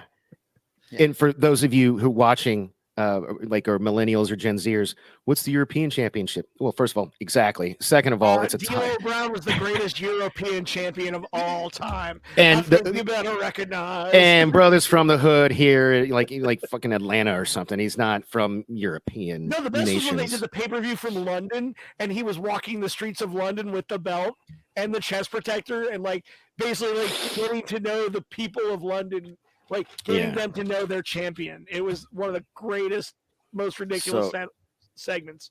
Yeah. So that concludes our coverage for Rampage. Unless you guys want to talk about anything else with Rampage. I only have to say one thing. Yeah. Don't call it a battle of the belts if not every belt is defended and there are no title changes at all. Well, first of all 3 matches were title matches, but I noticed that as well. No title changes at all. Yeah. It's like at least swap one of them. Yeah, exactly. But to me, when you say Battle of the Belts, I'm thinking like WWE Night of Champions or Clash of Champions, where every belt is on the line. That means MJF would have defended. That means, Jade Cargill would have defended. Oh, wait, no, Jade Cargill. Sorry, I mean, Jamie Cargill did defend it. Yeah, Jamie Hayter did not. Jamie Hayter. I was like, but Jamie Hayter was in a throwaway tag match. She was in a match earlier in the night. So but that first hour wasn't Battle of the. Look, it is what it is. None of these matches were when they announced this Battle of the Belts, we already knew none of the champs were dropping their titles. There was no threat whatsoever. Knew the trios because Kenny's probably on his way back from Japan right now. Yeah. So speaking of Japan, that's a great segue. Hey. So this week, New Japan Pro Wrestling put on their version of WrestleMania Part 1.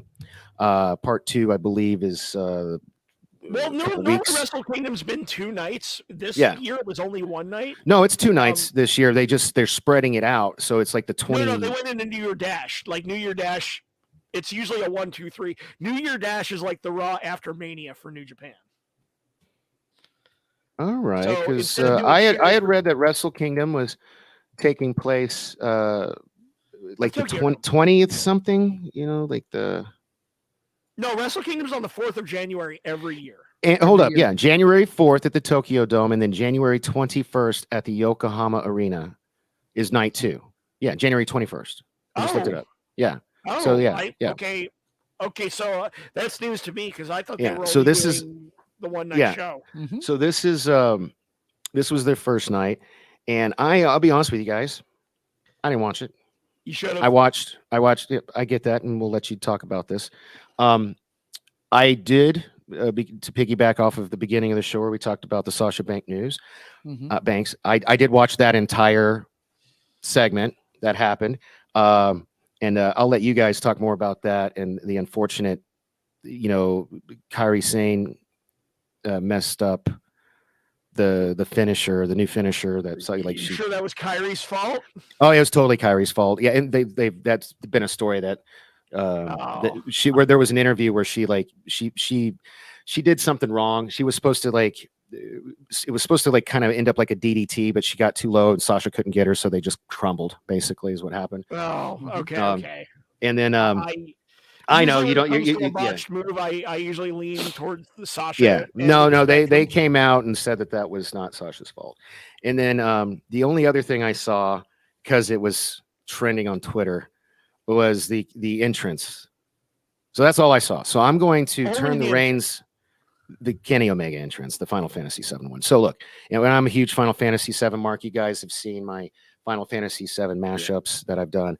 I'm going to let you guys take this one over. I'm gonna respectfully just kind of dip out. If there's any way we can show any of this stuff, I think that would be I cool. have New Japan is real queued up. stingy I about have it. They'll some. block us if they catch us. New Japan's really stingy about. Well, I've got Instagram photos of That works. Okay. Kyrie's in-ring gear and everything. Now, to be clear, Sasha Banks' appearance, guys, was Mercedes Moné. Excuse me, I'm sorry, Mercedes Moné. Yeah, I'm old. I forget they change their names when they go to a different place. But yeah, Kyrie was defending her belt. I can't remember the girl's name she was defending against. Tam But Nakano. I love my little pirate princess. I love the gear she wears and everything. But she That was an defended. awesome entrance. Yeah, she does. And and the insane elbow, of course, I'm a Macho Man fan. I love anybody that drops an elbow from the top rope. So and I think she's got a really unique way of doing it, throwing her whole body behind the elbow like she does. But when you're a buckle 5 soaking wet, you can do that. But this happened after she defended her belt against, who'd you say what's Tam the girl's name? Nakano. Yeah. And they faced off in the ring. Now I do have before you go into the face off, I got to give Tam Nakano some credit. You know, both of them, like you said, 105 pounds soaking wet, but they laid into each other. Yeah. Yeah. I'm sure it was a fantastic match. I'm sure it was. I could watch Kairi Sane all day long. And if that girl's half the wrestler that Kairi Sane is, then it was, I'm sure. Yeah, awesome. it was actually a solid. It was short, but it was solid. Right. Now, this is a bunch of pictures of Sasha when she came out. Now, that hairstyle is really a trip. It's like a blue cheetah style thing. It's pretty tripping. She had a headdress. That hair is fire, and I'm like, wait, no, that hair is literally. I mean, she had a full-on entrance when she busted up their program there, and she came out there, and basically it came down to them facing off right here, and you saw it. You could take it from there. I think they shook hands, if I heard correctly, and Sasha wouldn't let her go and got her with. Got her, like, kept her arm and drew in her new finisher, which was completely borked on arrival. Right. And then she did I've that. never been a huge fan of Mercedes's promo game, and that just illustrated it. It was a very clunky promo. I think she's really going to struggle without that WWE scripting framework. Some people don't need it. Some people do. I always feel like Sasha Banks needed the extra framework. Yeah. She's very clunky as a promo. But this was the big news out of that one. And it was just a walk-in after the match, and she dumped her. She basically did to her what Becky did to Bianca Belair, but didn't win the belt. You know, she did that after the match. So, yeah. She'd call her a bitch, though. Yeah, did she? I'll see you in San Jose, bitch. Right. The other visual I have, and I will just put it up for a couple of seconds here, and we'll stop it. We'll make sure we don't get gigged on it. This was the entrance of the big guy, and I'm not going to play any. Again, like, say I don't want to show too much of that. That's why I'm killing it, man. Yeah, it's fine. We get it. Was an amazing entrance. It was. I fantastic. geeked out hard. Entrances like that are why this show exists, in my opinion. We are the dork side of the ring. That was the dorkiest of the dorks, right there. It was, yeah, big time.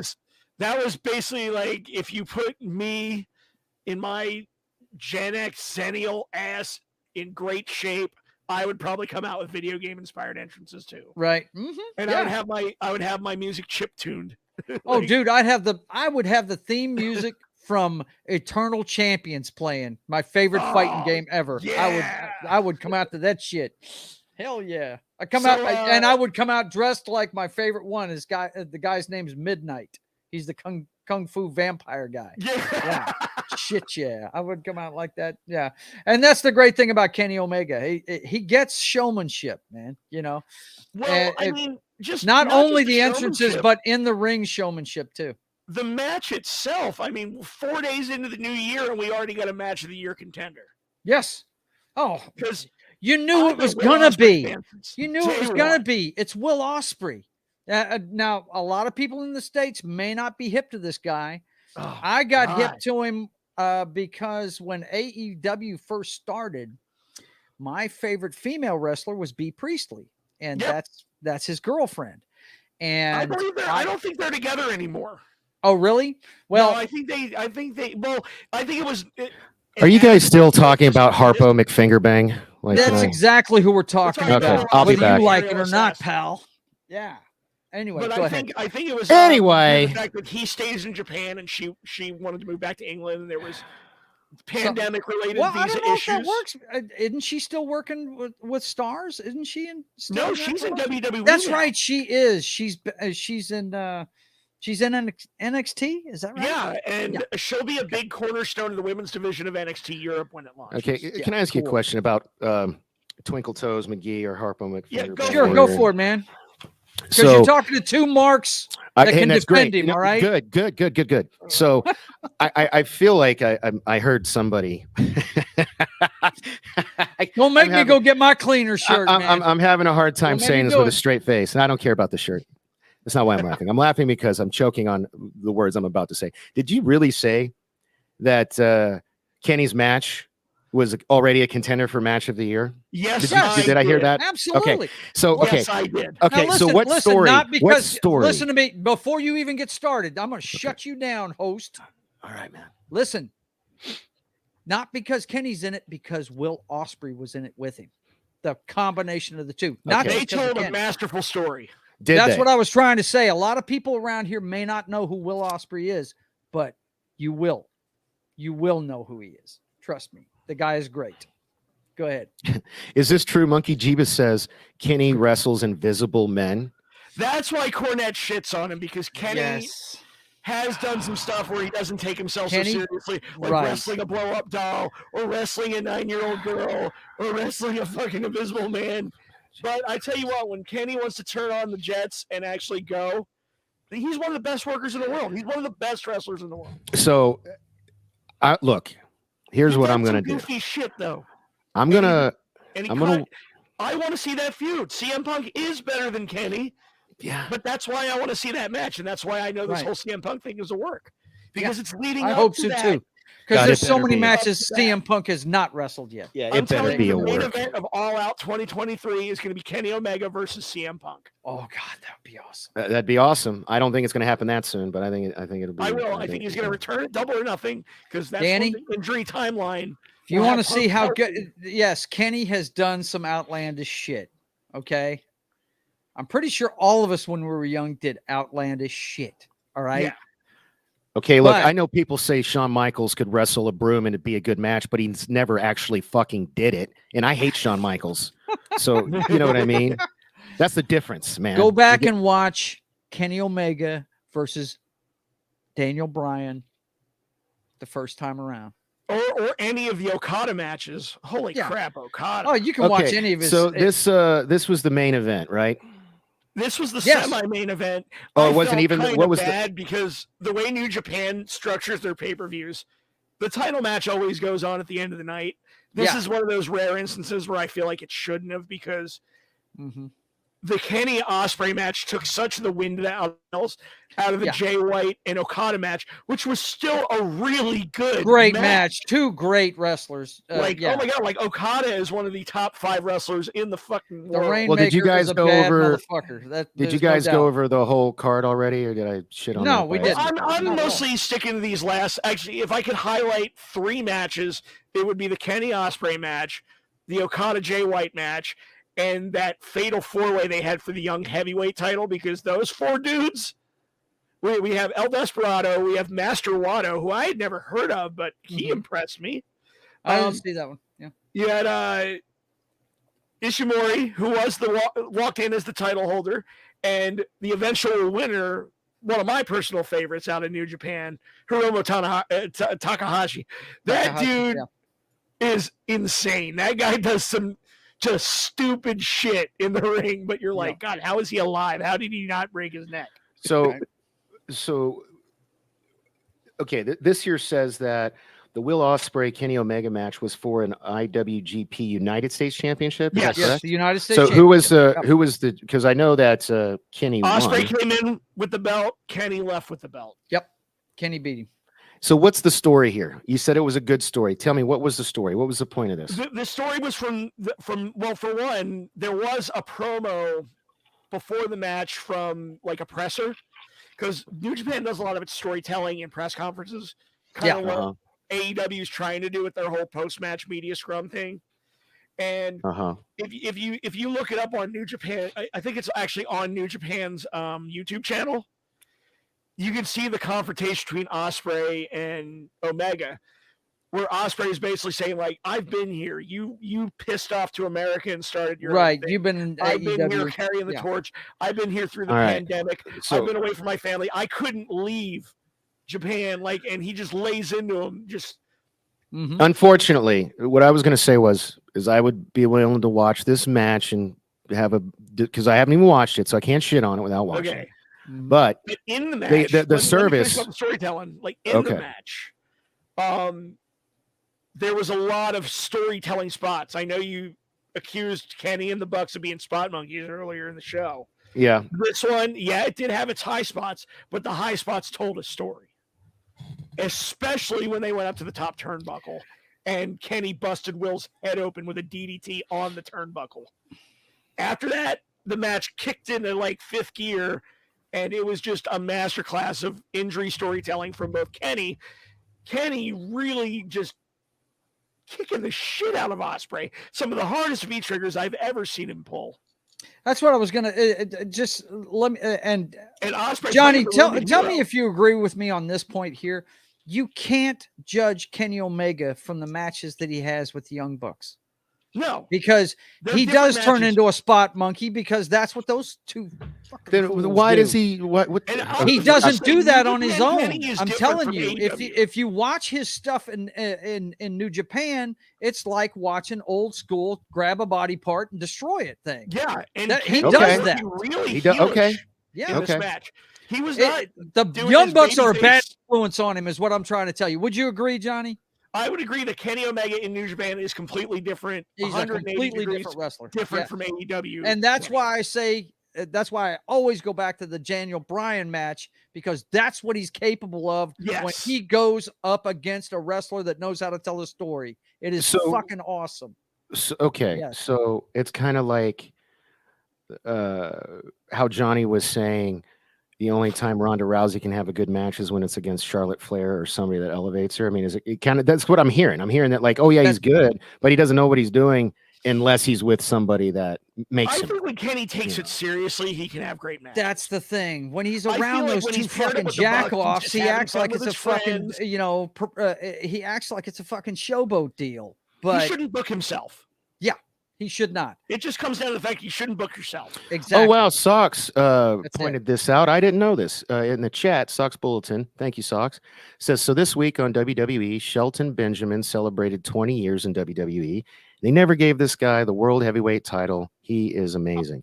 I love Shelton Benjamin. Shelton Benjamin's cool. He's solid. past his prime now, but he's cool. Yeah. I really think they're bringing the Hurt Business back, though. Same. So, speak it into existence, sir. Please. Yeah, well, I don't know if you noticed, if you watched, oh gosh, what was it? One of this week's show, I can't remember. I think it was Raw. They're doing a backstage segment, and you can see MVP, Cedric Alexander, Shelton Benjamin, and not not Omos. No, the who's the authority figure? What's his name? Adam Pearce. Adam Pearce. You could see those four in the background talking while somebody was walking. They were focusing. It was just like, so I think they were like planting seeds there, just dropping a little hint, because why would they be talking? MVP, I first got turned on to an Impact, and he was running a faction there. That was pretty much the same thing he does with the Hurt Business. So Monkey Jeebus, fantastic, man. Right on. So Monkey Jeebus says that Will Ospreay needs subtitles. Is this true? Is this like, because I don't know these, He's New Japan. from England. He's got a very, very Cockney British. Well, his drawl. problem is he can't speak Japanese like Kenny can over in Kenny's fluent in Japanese. New Japan. Kenny's right at home doing that shit. He friggin' talks Japanese like But he see, you don't need to be fluent in Japanese to get over in New Japan because No, you don't. is over like You don't. Grover, and he's from New Zealand. Mhm. All right. Well, is there anything else? Because I really do want us to get. There is one Joes. piece of sad news that Okay. came out of Wrestle Kingdom, and Okay. it breaks my heart. The Revival or the FTR are officially beltless now. Yeah. Yes, they there lost you their go. belt. We had a short but pretty banger of a match with Bishamon, and Bishamon wound up taking the belts off of them. Yep. So you were saying earlier, you think it's because they're. I think they're going back to their contract's up in a couple months. So I think this is because Dax is hurt. He's like legit hurt, and he needs some time to heal. Well, no, that's what not only that. Have you listened to Dax's podcast? Oh hell yeah! I was hoping I we were heard going to it's talk getting about this. canceled. God. Is it getting Yeah. canceled? He's only had one episode. Dude, I heard he's it's like, getting dude, canceled soon. Oh, I haven't seen the second one yet. Then I need to Yeah. watch the second one. Because the first one he was talking about CM Punk, and it pissed everybody Right? off. Apparently. And I tell you what, wasn't that justifying a lot of my opinions on CM Punk? Yeah, That's yeah. why Dax a lot of art. is Yeah. my boy. Yeah, man, he's a fellow Bret Hart fan, so Yeah. Gotta love it. Oh yeah, so that is a bummer, but it's understandable. They dropped their ROH, they dropped their AAA, now they dropped their New Japan Pro Wrestling titles. Yeah. So I they think are were- titleless. They I never. think they were cleaning house because I do think that once their contract's up, I think it ends in the spring or the summer. And Tony Khan doesn't do those no compete clauses, so they could literally be on Yeah, Dynamite Yeah, one Wednesday they and could probably- SmackDown on Friday. Sox bulletins. I love FTR as well, but the problem is the Hardly Boys don't, and they They don't left, like anything that's going to overshadow them. Yeah, and they left No. money on the table. They did not He did. finish that feud that they should have finished with FTR, Mhm. and FTR should have had those titles. They should have had all 4 titles at the same time, and that never happened because of the fucking Harley Boys. So I really, I really don't like them at all. Yes, Sox, CM Punk is my boy too, man, and we all think this is a work. Yes. We all think he's going to be Mhm. back in AEW, Yeah. but we'll see. Only time will tell. I'm telling you, like, you love to shit on Kenny, but I don't think Kenny's dumb enough to leave that money on the table. He is not the Young Bucks. They are friends, they are boys, but Kenny's using this to build a program. I don't know, man. I feel like Nick's would be like, yo, man, that dude broke my face. Come on now. You can't bring him back. You can't work with him. He can't be trusted. Like, I don't know, man. I think, No, I I'm think telling Kenny you, the knows- true villains of AEW are the Young Bucks. yes, they are. And Yeah. their egos. And that they is the they true have no villain. business being EVPs. But you know Well, what? they've always Tony been like Khan that, loves 'cause them. Tony I Khan remember they loves were those running around guys the to Southern death. California indie scene, like around PWG and all that. Like, they were very much like that then too. Mm-hmm. All right. Well, with 15 minutes left in the show, Yes, sir. I do not want to bump State of the Apron again. You So, don't but have to. before we get to that, Yes, sir. I just want to make sure. Did you gents, because I didn't know anything about it, did you gents wrap up everything that you wanted to discuss regarding Wrestle Kingdom 17 Night 1? I mean, I'd like to talk about it more, but neither of you guys watched it. Well, I mean, If there's stuff that's Brother, relevant, I love you know. you to death, but yeah, I can't watch everything. And Yeah. that I one know, right I there, I would have to find. So I will say you for know. next year, Wrestle Kingdom is one of those shows. Work it into your schedule because it always Yeah. delivers. Yeah, Hey, I I've wanted, never seen trust a bad me, Wrestle Kingdom. when I saw Will Ospreay was going to be wrestling Kenny Omega, I wanted to watch it bad. I'm like, butts in seats. So, Yeah. Daswolfen, do me a favor, throw Sox Bulletin's Colt Cabana thing up on the screen for me, if you don't mind. And is he there? Okay. Well, I guess anyway, you guys saw it. Did you see? Did Here you it see- goes. I shit on Colt Cabana. Fuck that guy. Did you see? 100% agree. That Did almost you sounded see- like an Iron Sheik tweet. Did you guys When see it was the all in videos? capitals and you throw in a jabroni, that's an Iron Sheik tweet Yeah, right. right there. Did you By guys the see way, the Shiggy video? Baby is the best Twitter account. I swear to God. Johnny, calm down. Joe, what are you trying to say? I'm sorry. He's going to keep doing it. It's cool, man. Did you see the videos that the Wrestle Talk guys did about making predictions this year about both wrestling promotions? Yeah, What they Actually, I did did was it. they said 3 words about each wrestler on the roster. Oh, I didn't see Okay. that one. I haven't seen. I'm more of Okay. a what culture guy. It was so fantastic. But anyway, just, well, you know, we've had this discussion. You're what culture? I'm Wrestle Talk. Wrestle Talk. I But hey, like if the it's I'm good, phrase. share the Cultaholic. link with me, and I'll check it out. You know. Okay, I will. I'll show it to you. Anyway, they had to come up with 3 words for each wrestler. Okay, for the prediction for the upcoming year, what was going to happen with them.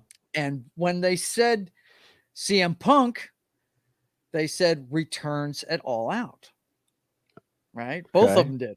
Nice. And right after that, here comes Colt Cabana, says released as something just before All Out, you know, and the other guy said the same thing. That's coincidental, you know. It was very funny, man. That's hilarious. Yeah, I like I've said on our New Year's show, if Tony Khan has half a fucking brain cell, this is a work, and we will all be happy by the end of the year. Okay, so hope. Yes, because if the Young Bucks have anything to say about it, he won't be back. You want to hear my hot take? Yeah, sure. Go. The video game, AEW Fight Forever, it's done. It's in the can. It's been done for a while. I think the reason it's been delayed until at least the spring is because CM Punk is still in the game. Mm-hmm. So is Cody Rhodes, though, man. You know what I don't understand? You said FTR not being in it. That's shocking to me, and that's probably some petty ass. That yeah, that's bullshit. That is They so better stupid. be DLC at least. Yeah, right. All right, so if they're not gone by the time the game comes out. Joe. Yes, sir. Yeah. Do you have like have we made any kind of intro, State of the Apron thingy? I'm gonna make one, but okay. You know, I didn't know if I was actually gonna be able to do it or not. So hey, I'm trying to get us there, but we got like barely 10 minutes left, and you said that's what you needed. So, basically, ladies and gentlemen, boys and girls, children of all ages, here's JoesAtmosfere's State of the Apron. State of the Apron. The reason why it's called State of the Apron is because my main show that I do on my own on my channel is State of the Atmosphere. Okay. State of the Apron. What I'm going to do is I'm going to introduce you to some of the guys that hopefully one day you will see in the WWE. You'll see in AEW. And actually, some of the guys you're fixing to see, you've probably seen in some of these promotions before. And what I'm talking about is you have a lot of minor promotions. Now, I have to give Tony Khan credit. He bought Ring of Honor. So you've seen one of the promotions I was going to cover in this. And you've seen it on AEW. They've highlighted the belt on that show before. That's Ring of Honor. He just bought that promotion not too long ago. But some of the promotions I'm talking about, and I'm going to start at some of the lower ones and then bring you up to some of the what I would think would be almost competing with an AEW, I'd say, or an NXT. The first one I'm going to talk about is WOW, and that's Women of Wrestling. Let me find. You turned me on to that. You, I don't know if you. It is owned. It's owned by the Buss family, the guys that own the Lakers. And actually, my favorite female wrestler ever is an announcer on this show, CM Punk's wife, AJ Lee. She actually is an executive producer on the show now and is one of the people on commentary. If you have not seen this girl right here, and what I'm going to do this week, guys, is just introduce you to the promotions and what they're about and who their champions are. Joe, this not one, to interject, but didn't they just have their debut show here in Vegas at the Sahara? They may have. Not sure. This season's already been going, but I think they do all their tapings here in Vegas. It's quite possible that they do, my friend. I'm not sure where they do that, but it is kind of like NWA, which we'll talk about as well. They do a TV show. In other words, it's a studio program. It's not in a big arena. It's in a TV studio that they produce their show. Okay. Yeah, you Anyway, sent me a link. I watched something with like a Jungle Girl or something like that. yep, or- Jungle Girl is one of them. Their Okay. roster, it's kind of neat. Hang on, let me Any go relation ahead to and- Jack Perry? I know that's what I was gonna like. I don't know. I mean, Well, this is the deal. Every one of their wrestlers is a character. They actually they have videos on. Go check out their YouTube channel. They have videos on each character. so is this Telling kind you of like Glow? about- Is it kind of like Yeah, a it's re? almost- It sounds like It's like Glow, only you get actual wrestling matches. Okay. Cool. All right. And the girl that, let me tell you, this girl that is the champ of this promotion could wrestle just about anybody in other promotions. Her She's name's called the Beast for a reason. She is jacked up like Jade Cargill. She is a big chick. Okay. Oh, it said she defeated Tessa. I'm glad to see Tessa. Yeah. Yeah. And the world Well, that's in Tag Champ- 2019. So they just introduced, this is like their third season. Okay. They had 2 seasons before, and in the first season they didn't even have tag belts. They introduced those in the second season. This season it's Miami's Sweet Heat, Laura Carlson and Lindsay Carlson. Okay, so that's the champs of that's WOW, and it stands for Women of Wrestling. Okay. I think Another- Johnny Rock might be right because I've seen some billboards here in Vegas about WOW. It's quite possible. Yeah. Like I said, they're owned by the family that owns the Los Angeles Lakers. So So you'd think they'd be in LA, not Vegas. You would but, I mean, think. it's not that far, so maybe they Yeah, just but they do might- some- they might do Championship shows Wrestling Hollywood in- out there. they might do shows in LA. They might do them in Vegas. Yeah. Yeah, they already have Championship Wrestling of Hollywood and PWG based out in Southern California. Yep. It might just be too crowded of a market. Yeah. Vegas, all they got really to compete with is FSW.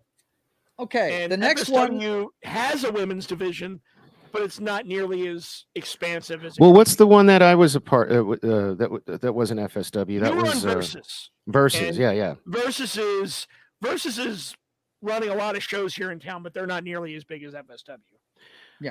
Right on. The next one I'm going to highlight is the place where I first saw MJF, Major League Wrestling. I'm not sure where they're based out of, but Major League Wrestling is a promotion that their champion is Alexander Hammerstone. And if you've never seen this, if you've never seen this guy wrestle, I can't believe he must like being in this promotion. Because I gotta think after watching him a few times that he's gotten offers, man. So Because what does this stand for? MLW?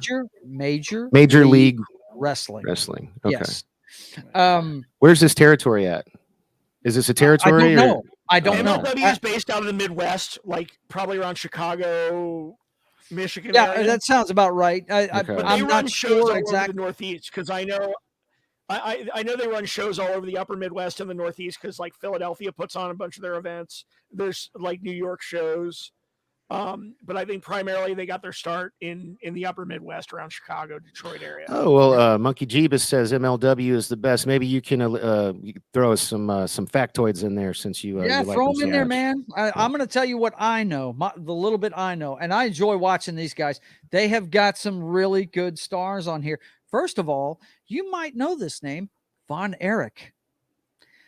The Von Erichs are wrestling here. The Next Generation. This is the sons of which one is it? Kevin, the one that's still right? alive, Kevin, right?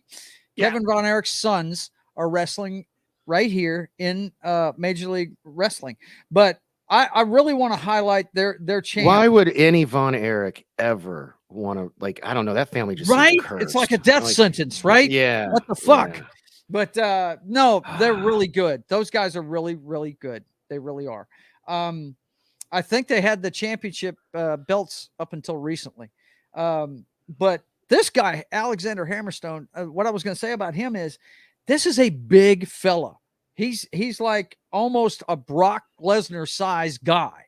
And most of those guys stay grounded. Johnny and I were talking about this before the show. this guy does more stuff off the top turnbuckle for a big guy than I've ever seen. He's very athletic. The guy is. I see nothing but upside with this guy, and I can't wait to see what he does in the future. Hey, Danny. Yeah.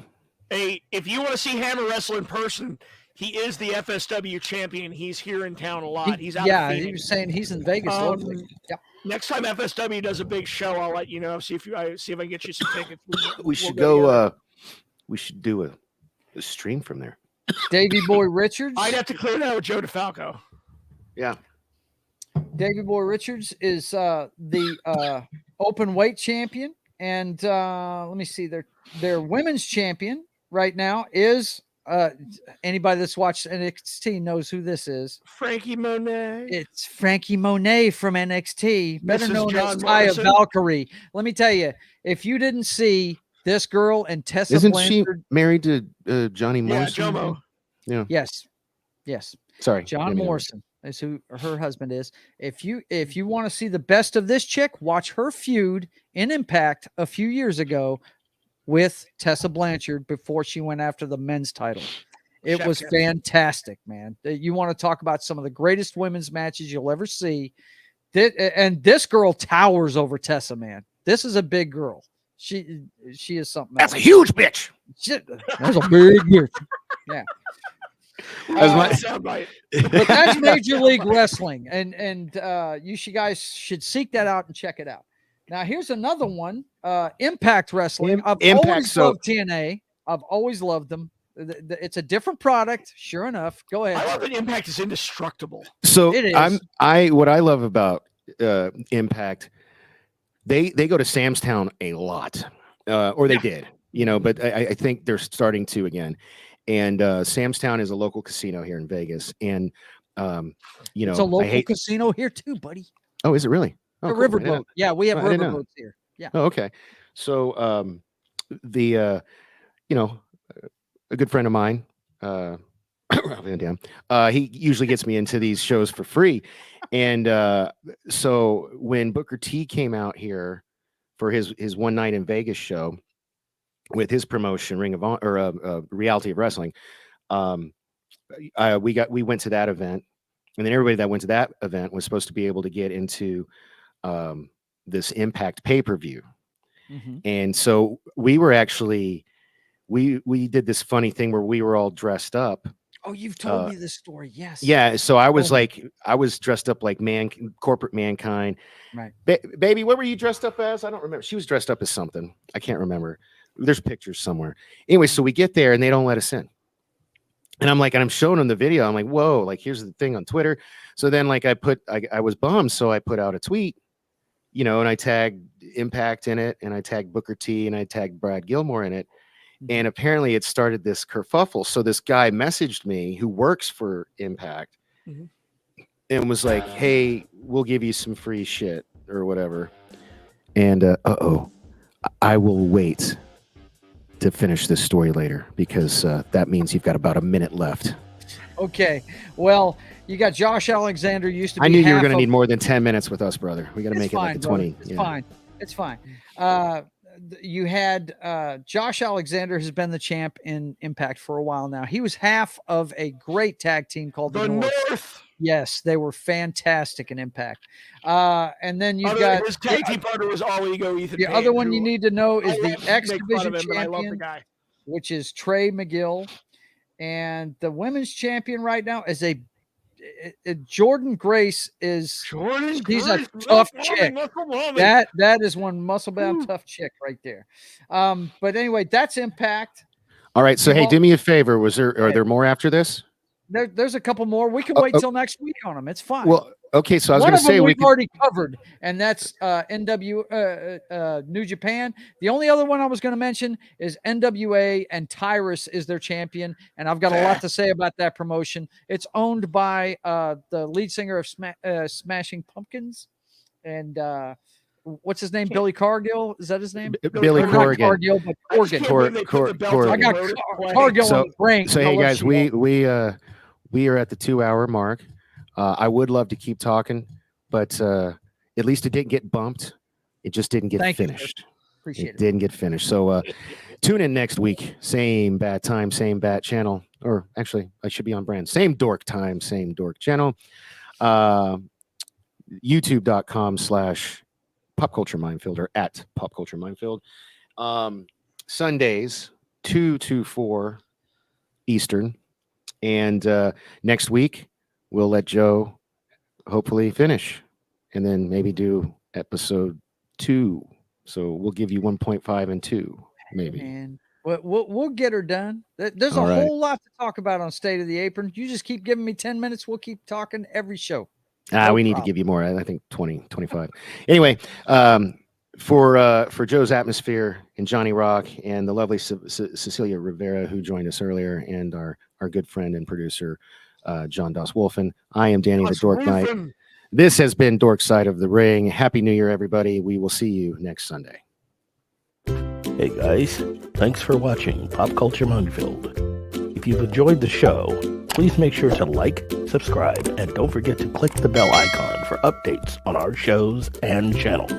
Also, please leave a comment, and we'd like to know what you thought of the episode, as well as letting us know if there's something you'd like us to cover in a future episode. Don't forget that you can become a member of Pop Culture Minefield now. Make sure to visit our membership page and merch store at popcultureminefield.com. You can always find Pop Culture Minefield on Twitter, Facebook, Instagram, YouTube, and Twitch.